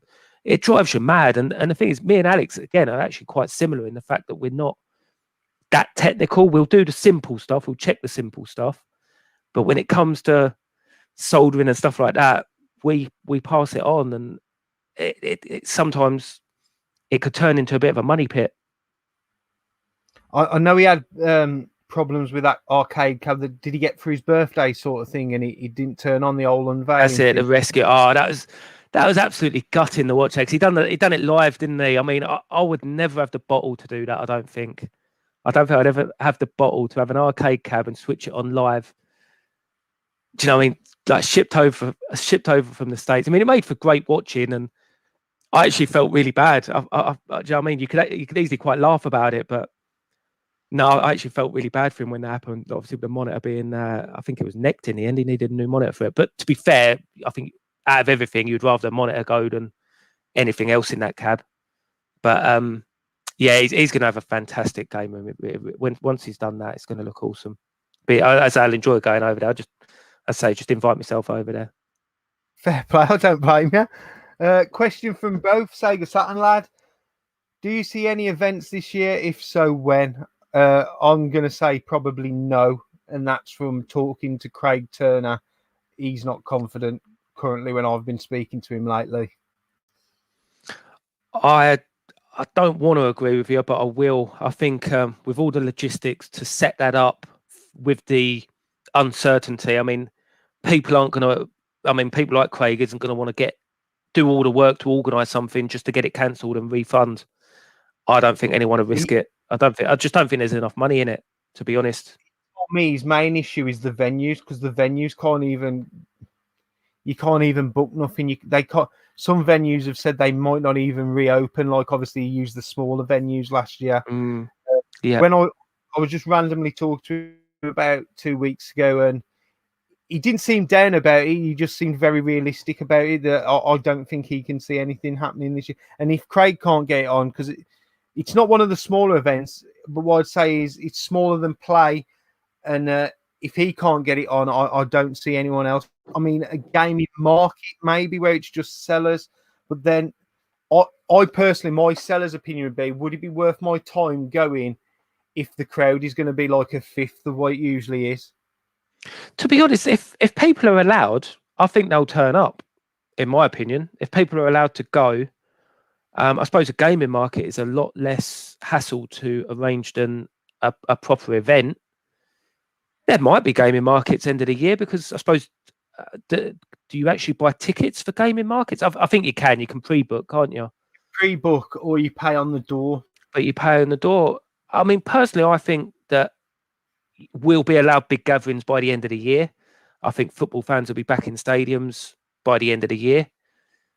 But as I say, it's just obviously, a lot of this stuff takes time to organise. And I don't think it's going to be until the tail end of the year. So, yeah, no, I don't think there will be. I don't think there will be, which would be a bit of a shame. But hopefully, I'm guessing if we are allowed. Go on, mate. Sorry, go on. I was going to say, but hopefully, if we, well, I'd say guaranteed we'll be allowed events and meets and stuff like that. I'm pretty sure somebody will organise, or if we all get our heads together and organise a good meet at like Arcade Club. I was just going to say something like an arcade club where we all book in to go there. That could definitely happen. But something like Play or Revival, as I say, just from speaking to Craig, because I'm guessing they have to sell so many units just to cover, break even before it becomes worth their time to doing. And exactly, and with the uncertainty, I can't see anyone taking the risk, because for all we know, do you know what I mean? You could set it all up, there'd be another spike, and then it's cancelled again. We're all in lockdown, so I just can't see anyone putting the effort. And because obviously, I'm guessing you'd have to lay money down to obviously book it all.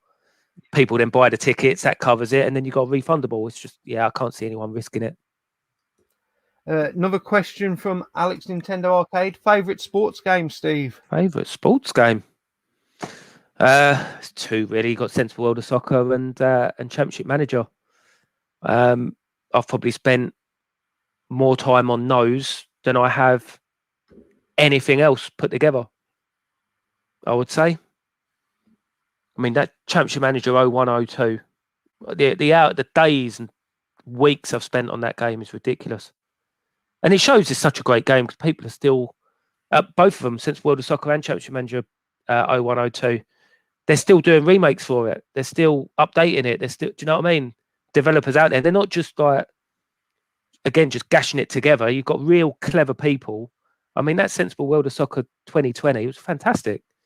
Do you know what I mean? They could have released that if they'd released that properly, got the license and stuff. Do you know what I mean? That would have sold. It would have sold without a doubt. I'll tell you what, I do like Turf Master. I must admit. Maybe Alex was thinking maybe something in the arcades as well. Oh, arcade. Turf Master would definitely be up there as an arcade sports game. I like Football Champ as well, even though that's a bit frowned upon in the arcade world. But Football Champ, again, you must remember Football Champ, Dana, from back in the day. It was everywhere.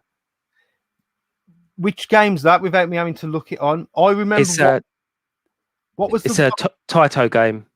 When they scored, and a load screen, not a load screen. Like if you scored, it did like a little bit of play of him celebrating. There was an animation with the managers when you score. So your manager would be cheering, and the other manager would be obviously telling the players off. A proper arcade style football game. It's one of the most popular boards on the arcade scene. I remember back in the Jammer Plus days, which was a forum that's it's closed down now, but they basically this board, this Football Champ PCB, it was so common, and it was not worth anything because being a football game, obviously a lot of these old Arcadians they don't like football games anyway, or sports games in general, a lot of them. And I say Football Champ was so common and popular, they wouldn't pay a fiver for them. They used to all use them as test PCBs. And what someone done, they started off they wrapped up like a Football Champ in just like newspaper, tied it round in a parcel and sent it to someone else. And basically they were sending it around the country, posting it around the country in proper shit packaging. And then obviously the recipient was just seeing if it still works because it was such a reliable PCB. And I think it got round about a dozen people before it finally broke. It's like people, they weren't even putting bubble wrap around it. They were literally just wrapping it in newspaper and chucking it in the post. And it was going round. I thought it was brilliant. But I love it. I think it's a fantastic game. Obviously, if you don't like football, you're not going to like it. But it's a great game. Absolutely brilliant game. Well, we're an elite few in the gaming community who like football and like games. I found that out a lot. Yeah. There's not many, is there? There's not many. they assume we've all got to be into like, you know, the other nerdy stuff, but to me, like, you know, football is probably my first hobby, you know, my first love, and then gaming second. It's just I would agree with that. you just see my gaming more, you know, because football's something I actively physically go out and do. You know what I mean? Yeah. No, I love my football. As I say, nothing to change that. I've spent every season playing since I was blooming 10 years old. So that's 27 years I've been playing. I'm still long time, mate. Long time. So, you know, quick question from Clayton. Hello, I've got your latest video to watch. He's got a Spectrum collection video, which is worth watching if you don't know Clay's channel, Clay Graphics. Hi, all. Question for Steve: favorite genre and worst genre of games? Point and click. Point and click is probably my worst. Bit too slow for me. Yeah, not a huge fan of point and click, if I'm honest. But then again, as I said to you before, there's something in them. Do you know what I mean? They can't be that popular if they're not good games. But yeah, I probably would say point and click. It just doesn't interest me because even I would even put things like maybe something like The Last of Us in there as well. Something like that, like story-driven games. I'm just not a huge fan of story-driven games. Don't get me wrong, I like the graphics. Saying that but I'm the same. The thing is with Last of Us, when I first played it, it took me an hour before I felt like I was even playing the game. And I'm one of these people. I used to skip the cutscenes unless I needed it for the story. I want to play the game, sort of thing. You want to play the game, and I'm a Twitch gamer, so that's why I like arcade games. It's things like I don't know, like even RPGs to a certain extent. Like, and again, you'll agree with this one. Like Final Fantasy, it's just something I've never been into. Like, it just doesn't appeal. As I say, I like a game where you switch it on, and you'll be in the action within like 20 seconds. You don't need to be taught how to play it. It just clicks. Like shooters, like I would say one of my favorite genres is shooters. It definitely is at the moment. I probably play more shooters now than anything else. So I'd probably say at the moment shooters, but it's hard to look past sport games because, as I say, I spend a lot of time with Sensible Soccer. Even still, I'll still go back to Sensible World of Soccer and like Neo Turf Masters, as Alex was talking about, and even Championship Manager every now and again. I find when like there's a new season going to be starting and stuff like that, you just get in the mood for football, and I love that. I can see why football management games do not appeal to people in the slightest. I mean, could you call that a point and click? I don't know, but I love myself a football management game. I'll argue it's a tactical strategy game because like you're moving your players into the position and the best player you want to be. But I mean, I spent hours playing like football. I don't play it so much now, but the effort put into that, I'd probably put it up there with the amount of hours that I put in with COD. I mean, when I used to work at leisure centre, I used to take my laptop in every night for a 5-hour shift, and for a good 4 hours of them, I was mainly playing football.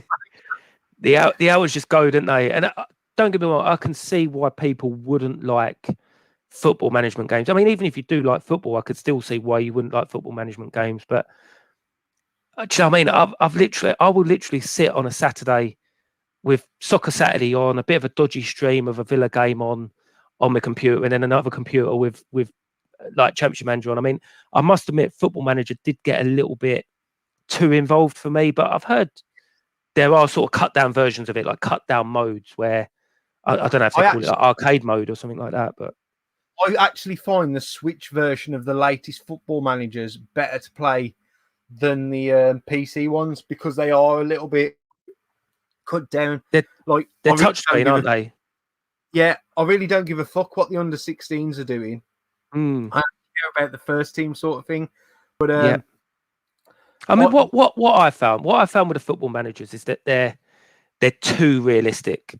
They're like, if you manage Villa in the Premiership, you're not going to be winning that Premiership in probably about until like 5 or 6 years down the line. It's if you can build something. Whereas Championship Manager, I knew the best tactics. I knew the sort of bargain players. That Football Manager is tough, but it's maybe I should give it another go. Really, I've bought a lot of them down the years, and I would say I've never completed more than 3 seasons on one game on a Football Manager game. Football Manager for me peaked at its best in 2009, and then after that it got a little bit more complicated with like the 3D game. I didn't need to see that. I was quite happy with my little dots running around the pitch, banging them around. After that, it's 2010, it got a little bit too complicated. The peak game for me was 2009, and I still go back and play that some now. But the real reason I got into Football Management games, they almost come about, and I got interested in them at the same time. Like when I was kind of leaving secondary school, I put the most hours into them, like the last couple of years. But that's also when I got involved in like the Sun Dream Team, and you could pick your dream team, and then like got this game at home where I could go home and I don't know buy Vinnie Jones for the Albion and stuff like that sort of thing. Like, and I'm surprised you don't get involved in the old fantasy football team we've got going on. Some of the YouTubers, there's not many in there. You've got like Lee, you've been gamed in there, who's propping up the table. It's funny. It's funny. He doesn't really text back in the football chat now, which I'm a bit gutted about. You know what it is? It's because I'm barely interested in the Albion side. Like it's not. I was 6-7 years ago where I was still really into the Premiership and everything. I'm just not anymore. I've been there. Obviously, being a Villa fan, I know exactly what you mean. You probably feel like the Albion. They're literally just making up the numbers. You're not going to do anything. It's not even that. Even when we were like a competitive side, I just fell out of love even going to the ground because this is going to make me look like a right sexist wanker here and everything. But I remembered going up to the Albion when I was a kid, and it was a smaller crowd. It was all full of hairy ass working class blokes who went up the Albion because they wanted to go up and watch the Albion. And ever since we became a Prem side and I started going up, like I sat and watched Albion play Chelsea, and I had a 3-year-old kicking my chair for the 90 minutes. He had no interest in the game. And it comes when you're a Premiership club, it becomes fashionable to go to the Albion. Whereas before, you have the family stand where all the families went. Now they're spread all around the ground, and the atmosphere is just sucked out of it for me. It's no longer gone, the working class man's game anymore, and that's due to but I'll make you right on that. And it is a shit thing to say, but if you experience the Albion and probably the Villa as well in the 90s, 95% of that crowd was blokes, probably from a working class background. Whereas now the tickets are more expensive. And like I was sat next to the one fan who couldn't name our promotion winning side, which was probably only 5 or 6 years before, man. And I'm like, do you think we were founded the moment we were promoted to the Prem? Like, it's mad, isn't it? Lose 5-0 on a Tuesday night to Stockport County, you know what I mean? And yeah, I know what you mean. I know exactly what you mean. And it's definitely it's changed. It's just changed, in my opinion. 100%. Yeah, I agree. Completely agree. It's just all about money now, isn't it? It's like the diehards have been priced out of it. Yeah. Here we go. He always asks this question, Dana. Just ignore him. Just ignore him. I want to know. Apparently, RoboCop was a bit broken when it was released. Apparently, it's been fixed, and it's like one of the best games on the system. So, I don't know why he always brings up RoboCop anytime. I want to know if he can complete the first level on R-Type on the Spectrum. Was it you tried to have a go at? He couldn't even blow up the first ship. It was hilarious. It was the joystick. What console collection would you start a new collection for? So obviously a console you've not got now or not got a collection for, what would be the new one you'd have?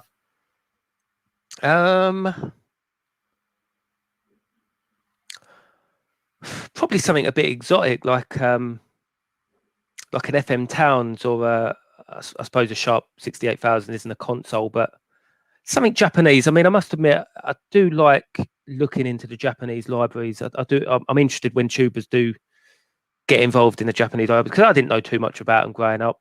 So yeah, I think something a bit more exotic. I think I've been through everything PAL. So yeah, Alex, maybe. Oh, sorry, go on. Alex is happy with that because we know he prefers anything that's either NTSC American or NTSC Japanese. Yeah, to be fair, I do. I mean, I've got everything I'm nostalgic about. I've got everything. I don't need anything else. PAL. So now you just want the best way of playing the games, the best experience, and yeah, it's a bit rubbish. We got a bit screwed over in PAL territories, but I still like some of the artwork. Another question from Gav me. Thank you, Gav. How much does Steve use his Capcom arcade stick? I use it loads. That thing up in the loft is making really good insulation. I feel my bedroom's that little bit warmer. So yeah, not at all, really. Not at all. It just don't look right without. I know you can add scan lines now, but it just don't look right playing on the big screen. But it's great. I'll tell you what, it's a lovely ornament. If I had the room, I would have that on display because I love an arcade stick, and that is one of the prettiest arcade sticks ever. Absolutely love the design of it. It's awesome. So in short, it's up in the loft. It's well kept, and it's up in the loft, devaluating. We've all got stuff like that, like because I did them little shorts looking around in my loft, in my dad's spare room, and in the shed.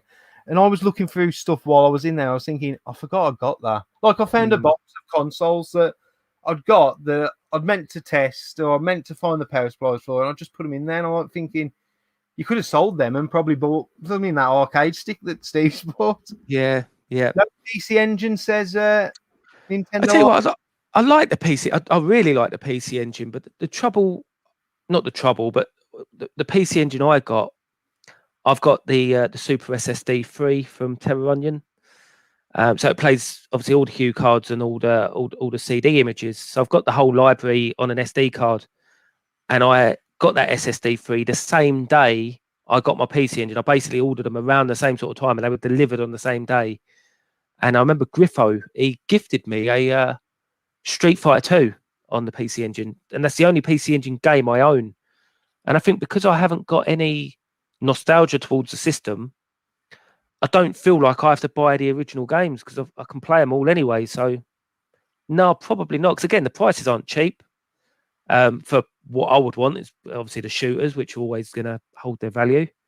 Oh, do you know what I mean? Something like Soldier. If Soldier Blade came up cheap, I would pick it up 100%. It's a great game. Same as something like Gunhead as well. But no, I don't think I'd start a collection as such. I feel the collection's already sort of finished, if you like, so I can sort of play everything. I think that's what it's about now. I mean, the good thing about PC Engine, I suppose, is that the cases are small. Yeah, they're nice and easy to stack. I mean, I've got an EverDrive for my PC Engine. Got the same with the Vectrex, and I'm just going to pick up the games that I want as and when I see the right price. That's the way I'm kind of using the EverDrives for them systems. Obviously, it's the overlays I mainly want for the Vectrex. Have you got the Christoph Tut's games, Vector Pilot and Vector Patrol and Vectrexians? No, Alex was on at me last week saying I need to get them. I don't know. I'm sure you said something the other week, like as if you didn't know where to get them from and you might be scalped with it. There is a website. I don't know if you know, but there's a website you can just email the guy. There's no like store or anything, but you email him, the creator, and then just pay him. Oh, okay. I just remember somebody in America done something simple. They were waiting for them to come out on eBay for scalpers prices, but you don't have to do that. Just email the guy and he'll sell you one. No worries. I'm going to ask the last two questions of the evening. The first one's from Alex. What's your favourite arcade stick? It's Sheikah stick. The Sheikah stick. I know Alex has got one as well. I think he had two. I don't know if he let one go, but yeah, awesome. Again, he was the reason I bought it. I remember going around to one of his meets, and it's a fantastic looking stick, a fantastic feeling stick. And I ended up buying loads of adapters, so I can actually play it with most things in it, apart from anything modern, which I'm still need to look into, but it'll work on the PC Engine, it'll work on the PS1, PS2, obviously the Amiga, Mega Drive, SNES.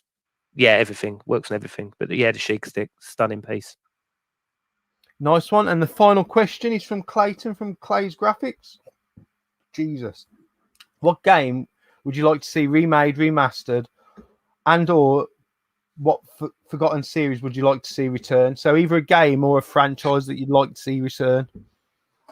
It's a tough one, that. I would love to see an upgraded Time Pilot. I know it's always going to be a shooter, I think. I'm not going to pick anything, obviously, adventure-based. I'd say I'm an arcade gamer, but thinking about arcade games, obviously, Time Pilot had a sequel, Time Pilot 84. And in its own right, it was a decent game, but it was in Time Pilot's shadow. But Time Pilot, for me, is one of the best arcade games ever. It's just like a perfect arcade game. It's pick up and play, risk reward with the with the parachute guys, and the difficult progression is just perfect.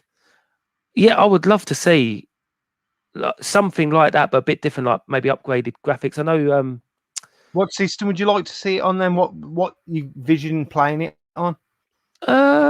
Anything really, like whether it's on the Switch or PS5, PS4, PS5, or Xbox One, whatever. Like something like that, but something as I say, something different. Not just a remake. Maybe like you could have. Because obviously, I know you can download the game on Switch for barely anything anyway. But yeah, I wouldn't mind seeing like an upgrade on that, because it's quite a unique shooter as well. There's not many other games like it, I don't think. No worries. So my final thing is, I'm going to thank you for coming on, Stephen. Spending 2 hours talking with us games. If you've just got a question, a message for everyone who's been watching, sort of thing, like. I don't know. I mean, if you're still awake, I mean, I've enjoyed it. It's probably one of the quickest 2 hours ever. I can't believe it is 2 hours. I'm not gonna say stay safe and give it all that. I hope you do. I just hope to see you all at events soon. Do you know what I mean? Like, I just want to get back to normal. We're going to have a great UK VAC meet, which Alex was sorting out last year. Hopefully, something can happen this year, because I miss it. I mean, we talk about all these dedicated cabs, and we'd all like to own all these cabs, but if I'm honest, it's nice not having the expense of it and actually going to these meets and playing them there. Because if they break, it's not my expense, which is great. But also, you get all the banter. You get high score comps going where you've got people looking over your shoulder. I love it. That's what I want back. And as I say, that's my message. I hope that that's all going to happen pretty soon. Brilliant, Steve. I'm just gonna again thank you for coming on and just drop you backstage while I sign Cheers, out. Dave. To quote Big Mike, right? That was a great stream tonight. I really enjoyed talking to Steve. So knowledgeable, so much more knowledge when it comes to Amiga and arcades than me, which isn't hard, but he does have a lot of knowledge. So I just want to thank you all who've come to watch tonight. I've seen a few new people in the comments. I want to thank you all. There is tons of other streams that you can go back and watch. Please go and do that, if because like I'm only doing one a week now, whereas I was doing many before. Also, go and check out previous streams with Alex if arcade your thing, and go and check out Steve's new video after this if you want to know how much he paid for Paprium. And give the guy a sub, give everyone some support. And I'm just going to say, good night, YouTube. Don't have nightmares. Do sleep well.